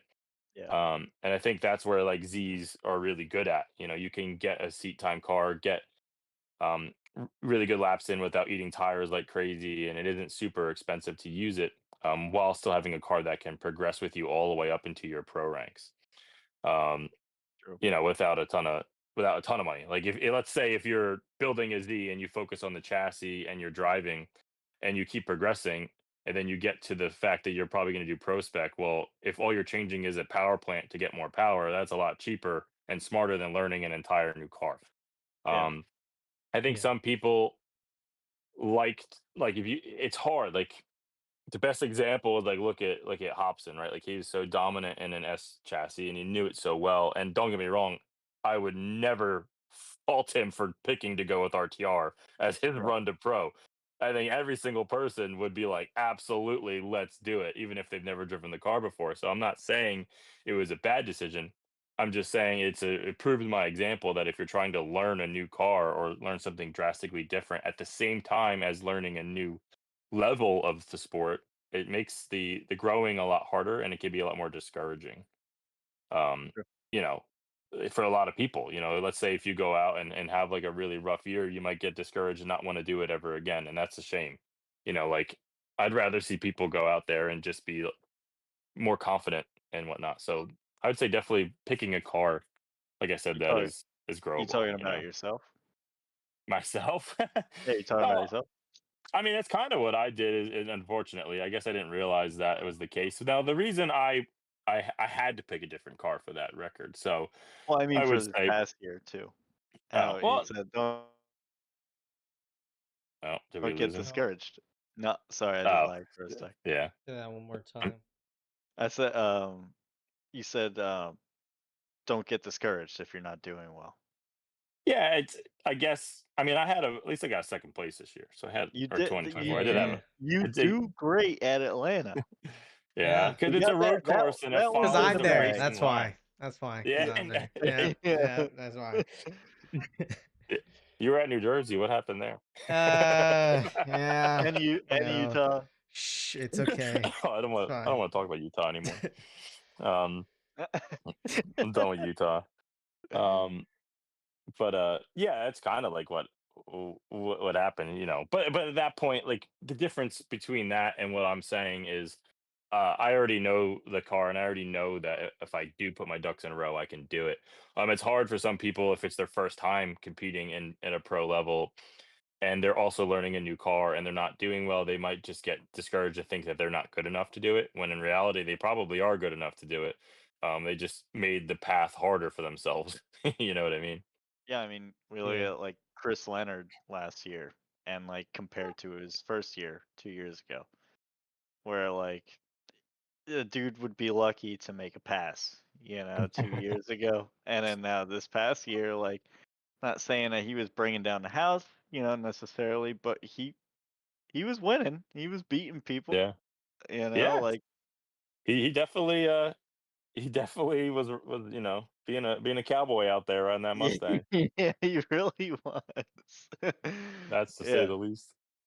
You Yeah, know, I it mean, it's funny, and you'll see like this a lot. To your point at Atlanta, um, Atlanta is the first round of Pro Spec, so Pro Spec tends to have a lot of new drivers every year. Just like this year, we have a lot of new drivers. Yeah. Um, and there's like so many factors that go into Atlanta, whether it's people cars not being ready yet, or they untested, or they're nervous because it's their first FD round, or there's so many things that come together at Atlanta, which is an intimidating track to begin with. yeah, especially you're Um, looking down that hill, pulling yeah, up at, if it's your, like you said, your first event in FD, it's like, wow. yeah, it's Yeah. Here, intimidating. It's here we like go. it's like that ski slope effect in Atlanta. I Yeah. say, like when you look at it in videos or pictures and stuff, and you look at Atlanta, let's say, you're like, oh, that doesn't look like anything crazy, and then you're sitting there on the start line, and your entry markers are like so far away and way more downhill than they look from any other perspective than sitting there. And you're like, wow, this is nuts. It's very intimidating. But I think that's why I've always done well at Atlanta, I think, is instead of showing up and like letting any of those other things get to me, I just go out and drive it. And everyone Yeah. else is still figuring out their stuff. And I'm like, all right, just walk my way up to two podiums in a row. You know what I mean? Whereas like everyone else is trying to figure out there. But to me, the track, it fits my driving style a lot. It's definitely my favorite FT track. It follows the racing line, which is a theory that I agree with for most drifting competitions, but definitely for Atlanta. Um, so it's very natural for the momentum that you need to flow through that course. Like you Yeah. don't feel like you're doing anything that unnatural, except for maybe trying to hit the top of the keyhole outer zone, and that's only because you can't see it at all. Like that's the only Yeah. thing that is like kind of difficult about that track, besides the sheer speed on entry, especially trying to chase people. But yeah, I mean, Atlanta's cool. I love it. It is a lot of fun. The energy there is like a totally different thing. You have to be there to see it. And I can't believe this year is going to have a grid life as well. It's going to be even crazier. Yeah, I it's gonna know. take Are five you allowed hours to to? get out of the place. Yeah, yeah. It was already bad. We're What gonna have to camp at the track. are you allowed to drive in that? Like, I don't. What is? Do you know any more information about that? They just sent us the schedule like an hour ago, Oh, um, really? for the event. So it is very separate to a degree, than Okay. FD. It seems like all the grid life stuff is going on early, and then FD is staying late. So for those who don't know, at Atlanta, it's a late start event for FD. Like there's some days that we don't even roll in until like 1 p.m. Um, so grid life is kind of doing all their stuff earlier in the morning into early afternoon, and then FD will take over through the night. Okay. So it really won't be that much different. I would love to drive it as well. I don't know exactly how feasible that is going to be, um, at the moment. I don't really want to keep eating on the FT car if I don't have to. And I'd Yeah. love to bring my S13 if possible, but we'll see if the cards line up to make that happen. I mean, listen, it's a little out of the way. I've Basra complained at it a little bit, but I asked my mom. I was like, "Listen, if any of the guys want to drop a trailer off out front, could they?" She's like, "Yeah, of course." I'm like, "All right, cool." Just a little out of the way. So if you ever want to just like, Inch. it's a bit shorter, so then you could just like fly back, take You it. realize I have a son now. Yeah, Yeah. I didn't even get to say goodnight to him tonight. I'm sorry, Axel. But yeah, that brings up another point. Your wife, Dana, lovely lady, is your spotter and has been, like you said, since pretty much day one. Yeah, How has that been? it's it's a really really cool fun thing to have. For her, she has been like force fed the sport in a short period of time, I guess you could say, like compared to a lot of people. So she had to learn pretty quickly. But she's always had a competitor mindset. She grew up competing in wakeboarding and competing in a lot of things. Um, so she always understood just, that we need to do what we got to do, and we kind of sell our soul to this life to do it, which is crucial, I think, in a partner, in general, nevertheless having them as a spotter. So it's always been a lot of fun. She really has learned a lot. Like I sit there and I'll go through like judging calls with her on things after the event, and we'll watch back footage or we'll watch stuff. Or even she sat at gamblers that I've judged at. She sat with me, and like we've talked over stuff, and like it just blows my mind how much she's learned about the sport. Um, in reality, a short period of her life in comparison. She didn't even know what drifting was, before we started dating, and now we've Yeah. been You together for said a little over 4 years. you said she went to her first event and then the next event she was spotting for you at the Gambler. Yeah, he Yeah, crammed That's like I don't know crazy. how many hours of drifting footage into her head beforehand. I'm pretty sure he sat her down and made her watch old FD videos to understand this is what's happening. yeah, it's really funny. Like, and we did it via text. Like, we didn't have like headsets or anything. She was texting me, and then like for the first time, and then the second two times I put in like a corded, earbuds and would Yeah. talk to her on the phone the whole time. Like I would just mute the call um when I was driving so it wasn't super loud for her, and then I'd unmute it to talk to her. After the run.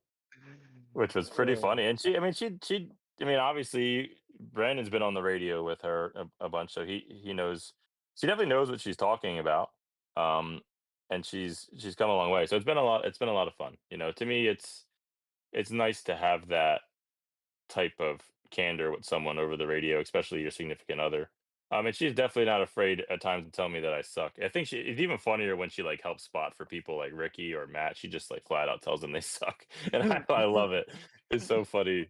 They obviously don't suck, but sometimes you need to hear what you need to hear. Sometimes, everybody Sometimes you could gotta suck hear. every once in a while. Yeah. Yeah, Not, yeah, even the best fall absolutely. down.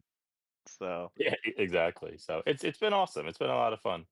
Um, She definitely enjoys doing it, that's for sure. She likes being involved. She wants to help in any way she can, and that way she's definitely been the most helpful. Um, you know, so so it's now, it's should been we cool. expect to still see her this year? I know that you have your I little don't guy. I don't know exactly. We were talking about it even just a bit before, and I've talked about it with Brandon on the phone and stuff like that before too. It's like um we don't know our exact plan of what we're gonna need to do with Axel. We do want to bring him to all the rounds. Um, Okay, cool. So her family has came to pretty much every FD round that I have done.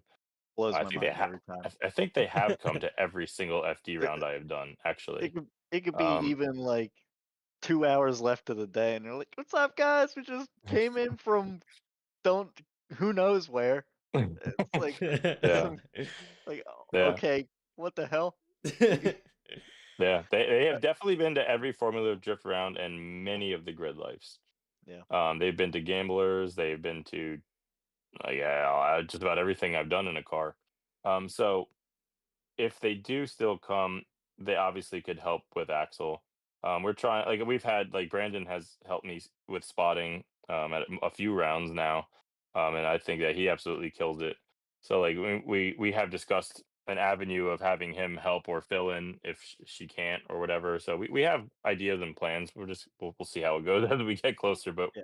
we're kind of we have things set up for that. You can hold them up like Mufasa at the top 16 ceremonies. That would be so funny. Yeah.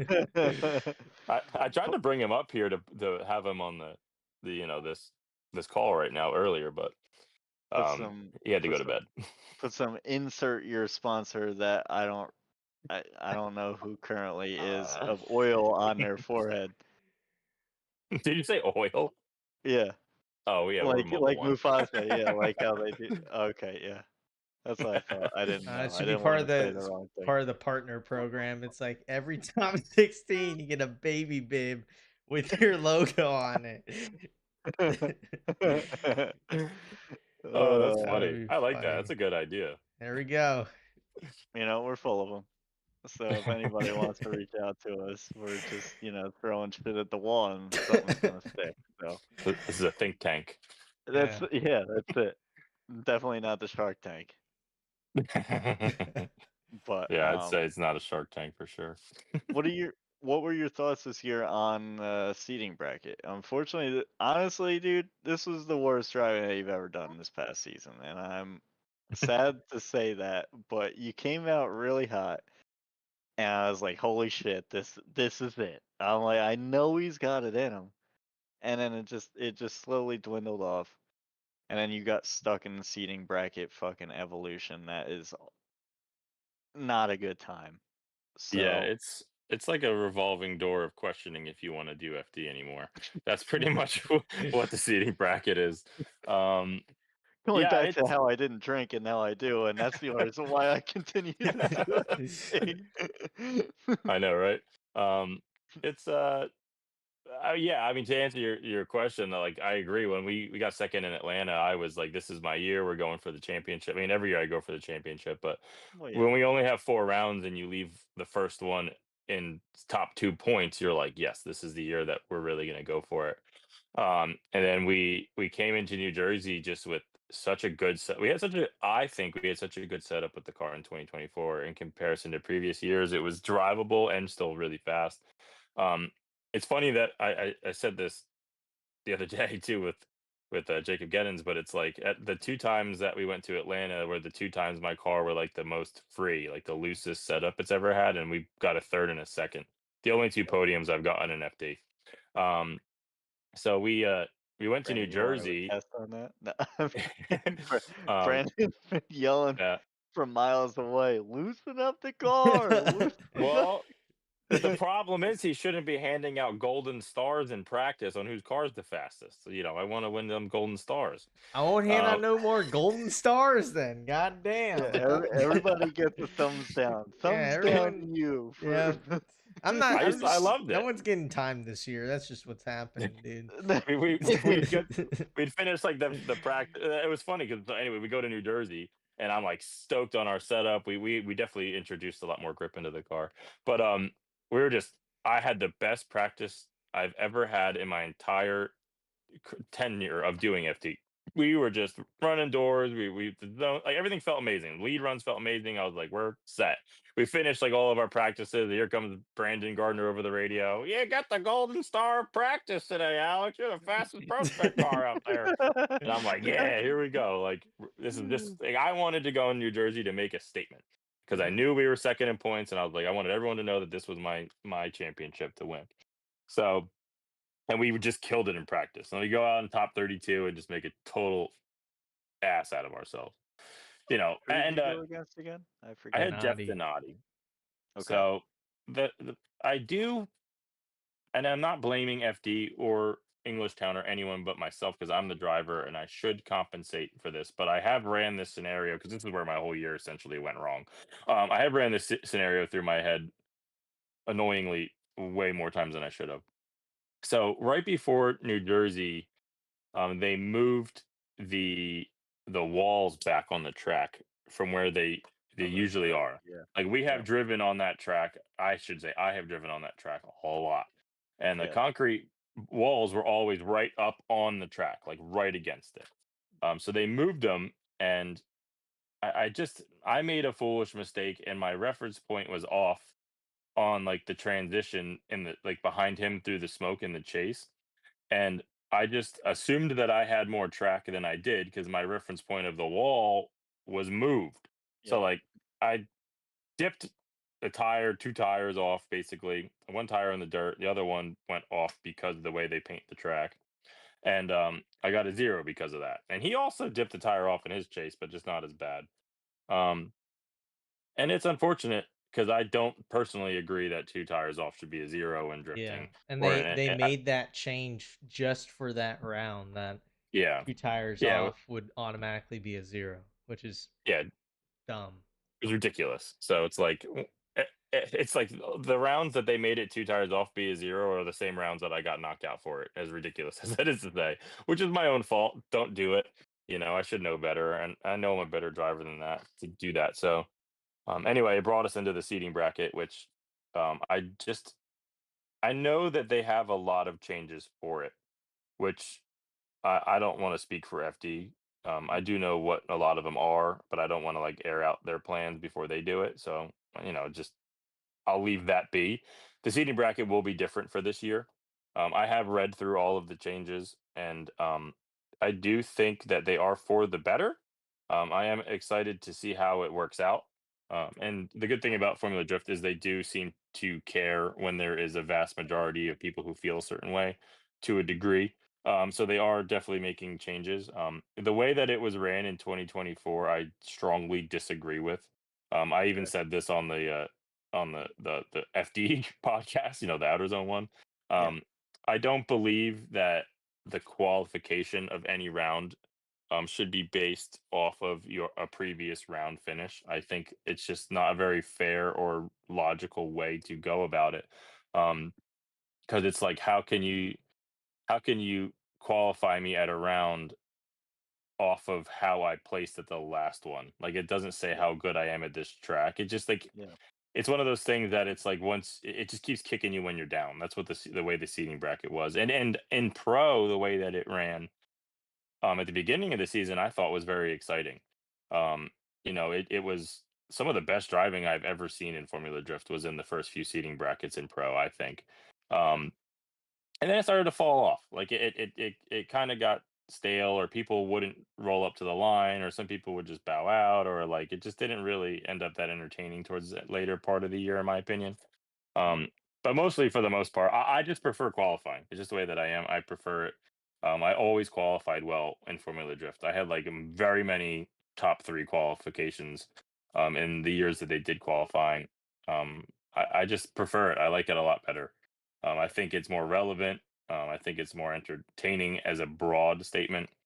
And I think it puts this is something that Shayna, my wife, also feels very strongly of, and she's made it pretty vocal. Um, the qualifying put a bigger emphasis on the lead roles driver, like the lead driver's role. Yeah. Um, and I think we got a lot better and exciting lead runs when qualifying was a thing, because I think people just tried harder on focusing on lead runs and everything like that. And then now, like everyone just cares mostly about tandem. Like you don't really get any crazy, cool, exciting leads that much anymore. You do see some more exciting chases, which is another argument to be made. Um, True. Yeah. but it's just to me, I would prefer to go back to qualifying if it was my choice. Yeah. But we'll Get the we'll, we'll clean see. air. My Yeah, mom I had just think it's more actually relevant. asked, uh, silly question or dumb, but do you sometimes wish that there were more than 4 events for Pro Spec? Yeah, I have said this many times, that I wish that I even said this to FD, which they kind of were open to this idea, funny enough, but I haven't really heard much about it since I brought it up in 2021 or 22. Um, I wish that FD did their pro and pro spec the same way that Supercross does their 250s and 450s. Yeah. I think it would be awesome if they had an East Championship and a West Championship for pro spec. So basically, like you could sign up for your East Coast rounds, and you do the four most East Coast rounds or whatever it might be. Then the West Coast guys sign up for the West Coast rounds, and then you have like a playoff in between, like where you all come together and all battle it out type thing. Yep. The same way that Supercross does it. I think that is the best product for the fans. I think it's the most logical for the drivers, and stuff like that. Now I know that still only nets 4 rounds for us. Um, Technically at the 5 if you moment. were to 5 count with if you were to Yeah, count playoff. the playoff round. Yeah. exactly. So like, I think it would be cooler if it was like a 5 or 6 round series. I would prefer more rounds, honestly, than 4. Um, That's that's the thing. Like I wouldn't still in my mind want you guys to have 8. You know, yeah, I think that like that's where the budget would just become almost impossible because at the end of the day, nobody truly. I don't want to say gives a shit about prospect, but like, thanks, Hunter. Appreciate it. but like like for you to go and get that title sponsor that's going to be able to keep you, at least out of the red so much is a lot less of a chance in prospect. Am I wrong? Uh, Like no, you're right. You're 100% right. like obviously it is possible, but you have to be an incredible marketer and business person and do all the right things and potentially also have to like get the box seat every time, that number 1 spot. But yeah, I think like having 5 or 6 would probably be just better, and like it would be able to net you more of like a following, um, be able to actually sell something more to sponsors rather than just being like, yeah, I might be out at Grid Life if I can make it. Yeah, the car is good, but if it's not, then I got to work on it for the next third round out of the 4 for FD. It's like, Yeah, damn. it makes it difficult because it's like it adds a lot of chance and adds a lot of luck into the sport, which already has so much. Like you have to be lucky almost in a way to succeed at this. Yeah, And when you only have 4 rounds, like you have to be on point, which to a degree makes it's cool. Don't get me wrong, like 'cause it's survival of the fittest. You have 4 rounds, you have to be on point. Your car has to be on point. Your driving has to be on point. Your team needs to be on point. Your program. like everything needs to come together to win a pro spec championship. It's just one of those things that it's like if you have one bad round, it's very difficult to rebound from, and that's kind of annoying for a lot of us drivers who pour every bit of money and soul into what we do. You know. Yeah. Yeah. No, 100%. Um, yeah. I mean, so another question now. Uh, what are your thoughts about sim drivers? I think sim drivers. I think Yeah. um I think that any of us are already on alert who are not people who grew up sim driving on just where the future of the sport is headed. I think Heroa is a perfect example of that. And a lot of stuff like that. And to go back to what we were talking about earlier, um, and I know this isn't a direct comparison, but it still is a valid argument. When we were playing Forza back in the day, like it taught me so many things that when I got into drifting and tandeming, that like I was so much better prepared. Like Yeah. and sure, like even when you're playing with a paddle and you're playing a video game, it's not a sim, don't get me wrong.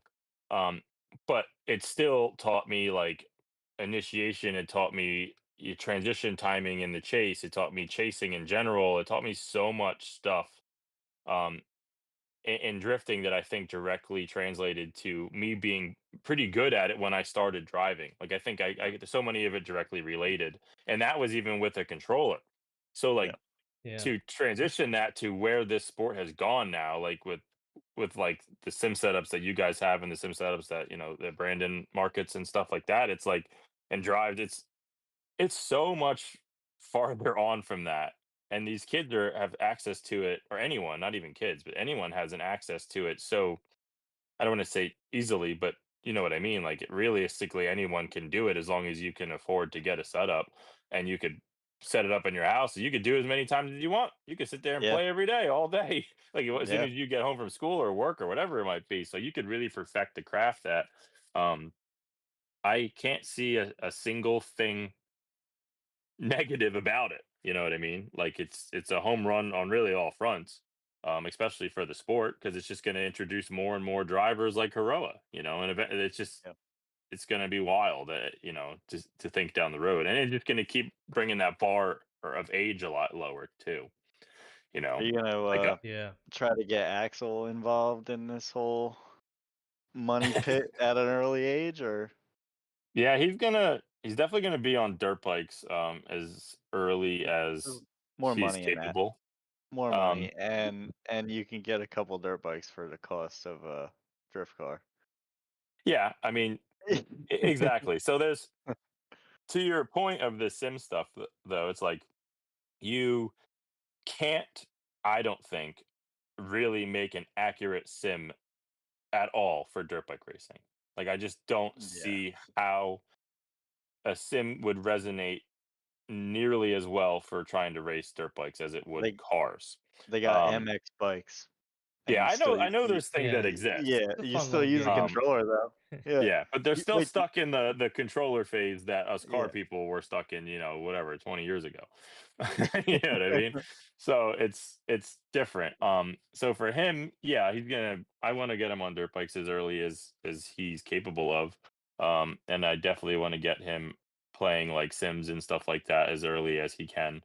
Um Yep. and just to get him ready for a car type thing. I mean, as long as he's interested in it, we'll see what it is. And I have some friends whose kids are extremely talented at racing dirt bikes at very young ages. Like I have one friend whose son started racing dirt bikes at 2 years old. Um, Wow. Wow. and I like ask him all the time. I'm like, how did you even get him to do that? Yeah. And he's like, look, they just want to do what you want to do. So like if you're like really passionate about something and really into it and they watch you love it so much, then most times kids are going to want to do that too. So Because at Axel, that I was gonna say Axel's gonna be then like a fashion designer for you then, or that's what you're into. I don't have I mean my sister is works for a Oh, big that's fashion true. outfit Yeah, yeah. in the city, so who knows? Maybe he will be into fashion. That's fine, whatever floats his boat. I mean, Lewis Hamilton's got great fashion. You know, That he does. He is a dapper There it, you man. go. He you know, I'm not That's against it. funny. I love. I think that all motorsports need more characters. Um, You and think that I, they need more rivalries, especially in drifting? yeah, we don't have anything like that really, Who realistically were we speaking. Not talking like, about with that? We were talking I about think that with someone. it might have been Taylor Holt, and then like it leads me Yeah. into like the most recent post, like that Nate like post that everybody got butthurt kind of like about like, but I still think that it's something that we should have. What are your thoughts on like the live stream having the in-car radio? Like everybody at this point pretty much has a rugged or some form of communication. Why and why not don't we have that? Like so why shouldn't we have that and why don't we it's have that? I think it's I mean, F1 has it, right? And it Yeah. clearly works well for them. Um, I hear this. I know we keep talking about it, but I hear this a lot too in the dirt bike world. I listen to a lot of podcasts that are dirt bike related and stuff like that. Um, and they all talk about the same thing, like why in their helmets they don't have radios being broadcasted and stuff like that.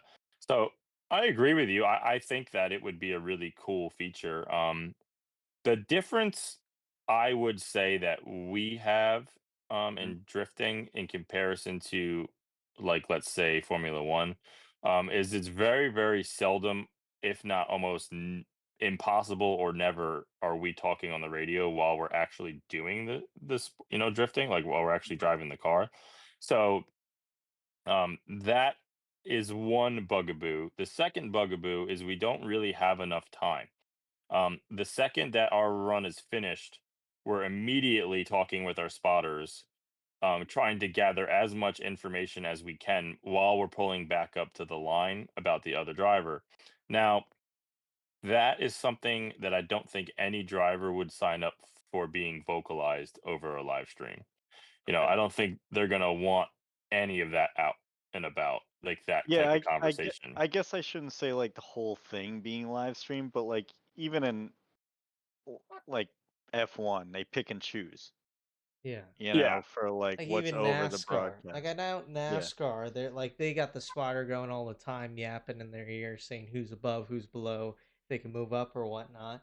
But like those Kurt Busch fucking compilations of him saying I fucking hate my job, why my car doesn't turn, those are pretty funny, you know? hmm Yeah, it's like Yeah. they can have the data, but like they don't need to necessarily broadcast everything that you're saying, Like so when it comes to like in a way, I guess I should have like put the question and I guess I should go back episodes back and put the question um like taking what you guys talk about after a run, maybe if you're talking smack about the track, a driver, the car, this, that, the other thing, having a good time laughing in between when you're doing your drive back or doing the replays, like they could have like that audio play over as like Alex Jagger had said, like, track is great today, folks, man. I'm having a blast out here. I'm gonna do it for the fans, like something like that, and Yeah. just cut. Obviously, I don't think that they would hopefully ever broadcast like your tips and tricks that, Shayna or Brandon would be saying on the comms. But Yeah. Yeah, I agree. If it could be implemented in that type of facet, then I'd be all for it. There's yeah, a lot of other times you see funny stuff going on, like when we're waiting in line for the burnout box or even in the burnout box. So I swear the funniest things I ever hear in my life on Forsberg's radio is when he's in a burnout box or pulling up to the line.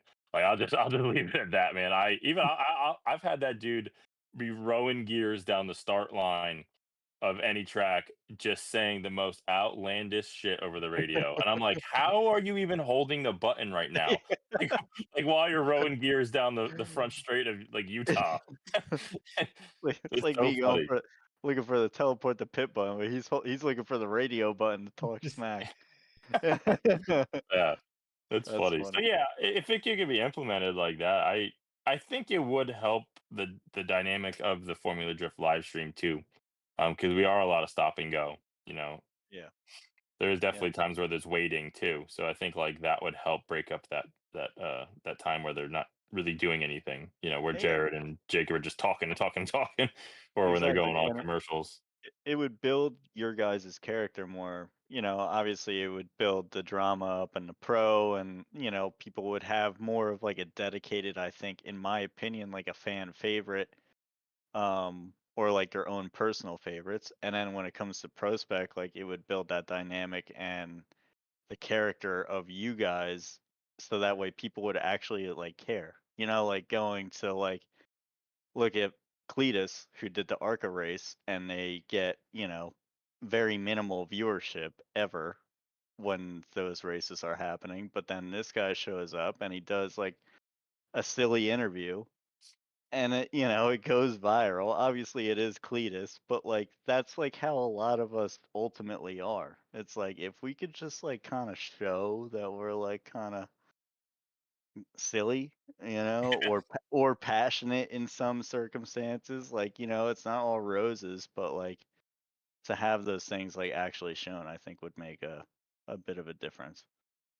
Yeah, absolutely. Like, I definitely think that, like I said before, that all these motorsports can benefit from having characters. I think it's worked well in Formula One. I think it works well in NASCAR. I think it Mm. works extremely well even in dirt bike racing and stuff like that. Like, I think like with what Brian Deegan's son Aiden does, is Yeah. just absolutely genius. Like, the dude, he picks a fight with every single person he races against, and he abs and he backs it up with And results, yeah, he and stands it on it.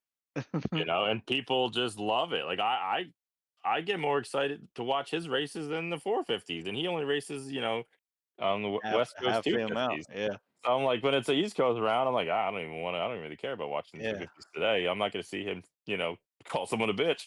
You know what I mean? Yeah. It's like that Shane Gillies thing where he's talking about like um Trump's first what was it? Debate where it's like Yeah. everyone's acting all proper and Trump's like, "If your wife's a dog." Everyone's like, "Wait, you can say that? Like, wait a minute, you can say that? I didn't know you could do that."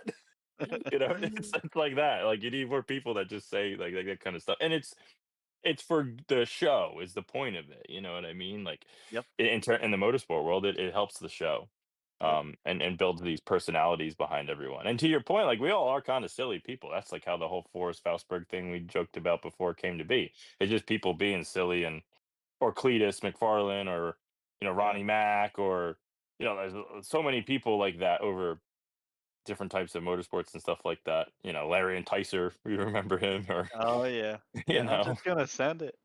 yeah, Rodney Sandstorm or whatever he raced. Jordan Taylor's got his alternate persona, but it's just like those type of things. Um, there's a reason why they blow up as much as they do and go viral, just because people love it. And I think that would definitely help the sport more if we added more characterization to everyone. Yeah. Assuming Yeah. everyone has it, not everyone does, but No, Yeah, not you know, everybody's got not a everyone character, has but it. a dude that does have character, and we're getting close to the end here, sir. Andy Luck. Do you have an Andy Luck story that you'd be willing to share with us that is your most memorable? Andy Luck story. Yeah. Oh man, that's I don't know if I have any that I could really say on here. That's I funny. honestly, I don't really have anything crazy. I mean, I do the coolest things I've done with Andy are like he picks us up to drive us to the podium, right? I say like Atlanta, both years I got a podium there. Like we're all sitting there up in the keyhole and freaking out, excited. We're all jumping on top of each other, we're taking pictures and going crazy. And he's like the one that hurried us back up with his golf cart, or a minivan. The one year, golf cart was the other year. Yeah. And you know how crazy Atlanta is, with the amount of people that is there. So, and there's always gridlock traffic after, the event ends and we're going towards the podium. So he's like driving us up. We're all packed in the like a golf cart or whatever, and he's just screaming at every single person to get out of the way. And like he's got no filter, no care in the world, just ripping everyone apart to get the f out of his way so he can get us to the podium. And that's definitely like one of my favorite things to watch is just see him absolutely tear someone apart and then just turn around and just continue being the happy teddy bear that he really is. But when he has to be that guy, like he has to enforce something, um, it's you're afraid of him. Like it's hard not to be afraid of the guy. He's I, pretty intimidating. I'd say that you and I got pretty lucky in the sense of where we stand with Andy. Like, like prior to me having the opportunity with Forsberg, he didn't know who I was. At that point, I was just another piece of shit media dude that was gonna piss him off. At some point, piss him off, like Yeah, guaranteed. yeah. But then, I'd say the best is when he got to pie. oh, Was it Ricky? Ricky, yeah, Yeah. So when Bystrach and I Ricky had to remember battle each that. other at Atlanta, and Ricky, which this was my favorite moment ever. I love Ricky to death. He's one of my closest friends in the world. But when Andy Luck got to pie him in the face because he lost to Bystrach, that was the best day of my life. That was uh, amazing. yeah. The fact that he could genuinely like he is an authority figure. He is the man, but then like he is such a like a friendly guy. Like he truly like has such a good relationship. I think I would say with probably 98% of the field, and that's including pro spec and pro. Like he, if you do him wrong, you're gonna have a bad time. But if you just follow the rules and like you have a little bit of fun, like normal style, don't break anything, and if you do, you better pay for it. But, Yeah. like, He yeah, he he's operates on, like, that common sense law, just yeah, like, don't be an idiot, which yeah, you would think honor, wouldn't be that respect. hard to do, but it's clearly not. Sometimes, dude, you see a golf cart, things can get a little crazy. Yeah. Golf carts and men. I'll just leave it at that. Yeah. Golf carts and men, man, there's something special there. There's something Yeah. special there, to say the least, you know? But, um, well, I do want to thank you. We have hit our marker, but for all the people that love the old Forrest Fastberg, Alex Jagger, where could they see whenever you decide to post? You got like your You're Instagram, your making fun of you. me for not posting enough? Yeah. Um, so, you catch me on Instagram, obviously, Alex Jagger 227. I have posted things on TikTok too. I should probably post more. I've posted some funny things. I want to do some things with my job. We call it Tool Truck Terry. Because I sell tools Mhm. for a living. So we Yeah. act like idiots on the Snap-on truck, and I want to post some things on TikTok there for that because I think it's a good avenue for it. You should. The team we have YouTube with Forsberg's YouTube page and stuff like that. So we'll definitely be making some more announcements soon. Um, we're just ironing out a lot of stuff. It's an interesting year. It's a renewal year, which is normal for the sport. In our case, for a lot of our contracts, it's a renewal year. So it's just um, one of those years you got to figure out everything that you're doing and figure out who you want to push the most and who's willing to play what ball. And it's a normal par for the course stuff in this, but Yeah. it seems like Where every year these things get pushed back a little later and later, and here we are. But well, we should be making some cool announcements soon. where can people hopefully other than FD expect to see you drive if you can say at this point, or is it undetermined? So I try to do all the grid lives I can get to outside, of FD. So I try to do Gingerman. I definitely do Lime Rock. At the minimum, I plan to be at Lime Rock. I would like to be at Gingerman again this year. I would like to participate in the one in Atlanta. Outside of that, we go to English Town as much as we can. I think I'm gonna try to do some more judging at Gamblers this year. As Okay. long as I put my name in the hat for that because I actually really enjoy judging. Um, and we'll be driving there at English Town as much as we can. I plan to do some Yeah. dirt bike races this year, so I'm gonna try to get to Oh to boy. those. I know I want to do at least 5 this year. That's my goal. You gonna So do it on the motocross track, dude? You gonna do some English town racing? I'm not doing no motocross, not on my dirt Yeah, bike. yeah, I'm it's sticking to the true. old man wood stuff. Yeah, I they're got a all, headlight on my bike, dude, and a kid to I go was home gonna, to. yeah. Be the guy rolling over the double. Yeah. So it's make and to be fair with you making fun of me for me not posting a lot, I am particularly excited for this year. Um, Specifically because I am currently under contract for my new house, which has a nice big garage, very well lit, has a lift, is going to be very professional, and I'll be able to get a lot more of my own content stuff done out of there. You know, as you guys know, I've been sharing a shop with Bystrack for a while now. Yeah, It's hard with how his shop was. We have so much stuff in there. We have so many yeah, conflicting partners, so many things like that. It's like it was just very discouraging on my end to get a lot of things done, or it was hard. So I'm really excited for this new chapter with our new house and stuff like that to really yeah. try to rejuvenate a lot of the media stuff on my end, especially having such a big, open, nice, well lit space to emphasize on. So I'm pretty excited for that for this year. Heck Oh yeah, yeah. man. Congrats on that. Well, I'm happy for you. I'm Thank excited. you. Yeah, and It's I got a mean, if nice bedroom for you guys to come stay when you come to New Jersey too. It's got extra hell yeah, space. hell There yeah. we go. But yeah, I mean, having to drive 30 minutes or whatever to go and want to work on your car, it's already, I don't want to work on my car. And now I got to drive 30 minutes to go. And now you got to think about each minute of how bad you don't want to work on the car as you're driving it. It's like, yeah, man, I don't want to do that. I don't- Yeah. So I really enjoy working on the car. It's just what I hate is all of the other stuff you have to do to be able to work on it. So like Yeah, at sure. Matt's Yeah. house, we'll have like all the cars stuffed in the trailers and we'll have the Yep. tools and parts. It's like You got we'll have to tables like pulled out of all the parts yeah. on there. You got to navigate through. And yeah.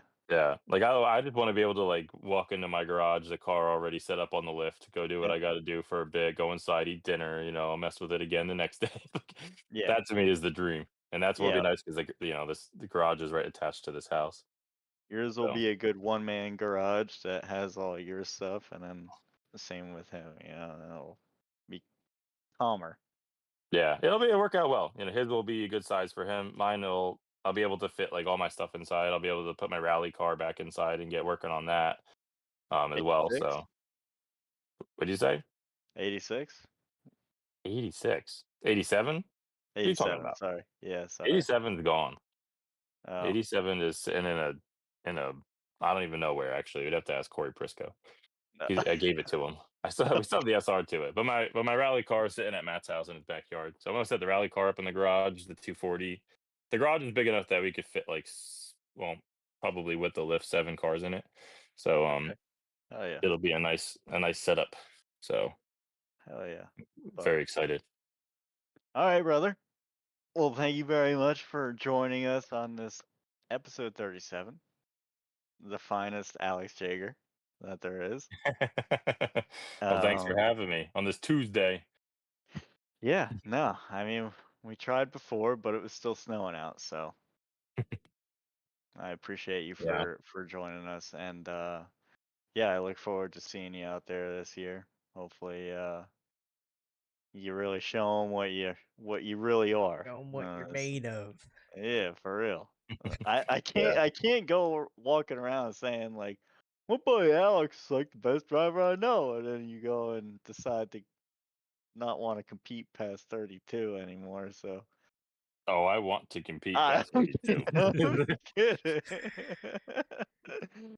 But yeah, I look forward to it there, brother. And do I get to see you this fine weekend? What are we doing? Oh yeah, the LZ World Tour. Yeah. Um, I am definitely going to be there. I'm not certain if I'm going to drive. I did get the opportunity to drive the S13. Um, so I just got to see if I'm going to get my ducks in a row to get some laps in that. But regardless, I'll be there for at least Okay. some part of it to help out Matt and maybe bring Axel and see all the other. There's gonna be so many people there in town for once. I want to go see all my homies I haven't seen all summer, or sorry, all winter. Yeah. Yeah, I mean, gotta break the ice off a little bit, get yourself all warmed up. Yeah, I Yeah. agree. I agree. So You we'll see. gotta I'll you gotta definitely go be there to see some Hop. degree. gotta see Hop to make sure that you can really study him, make sure you knock his ass out in the I, land. I want to. I want to have that rivalry with Hop. I just want to talk a bunch of shit to him, like It would all be the good. time. I think he might be one of the first people that has a rivalry in Prospect just because he's the top. It's anything. It's not out of anger or anything. It's just pure love, and he's just gonna talk shit to everybody. Yeah. Yeah. But Definitely. But all right, everybody, thank you all for joining us. Don't forget to like, subscribe, follow Alex, Brandon, Brandon Gardner. I forget your number. And Okay. then also Come on. Boundless Racing. All There you right. go. But S14. more, I'm Roar. that's my that's my Snapchat, guys. So Add Herbie on but Snapchat. Send him. Yeah. yeah. Never mind. I'm not gonna say that. But All right. Good But night, yeah, everyone. catch you all on Thursday.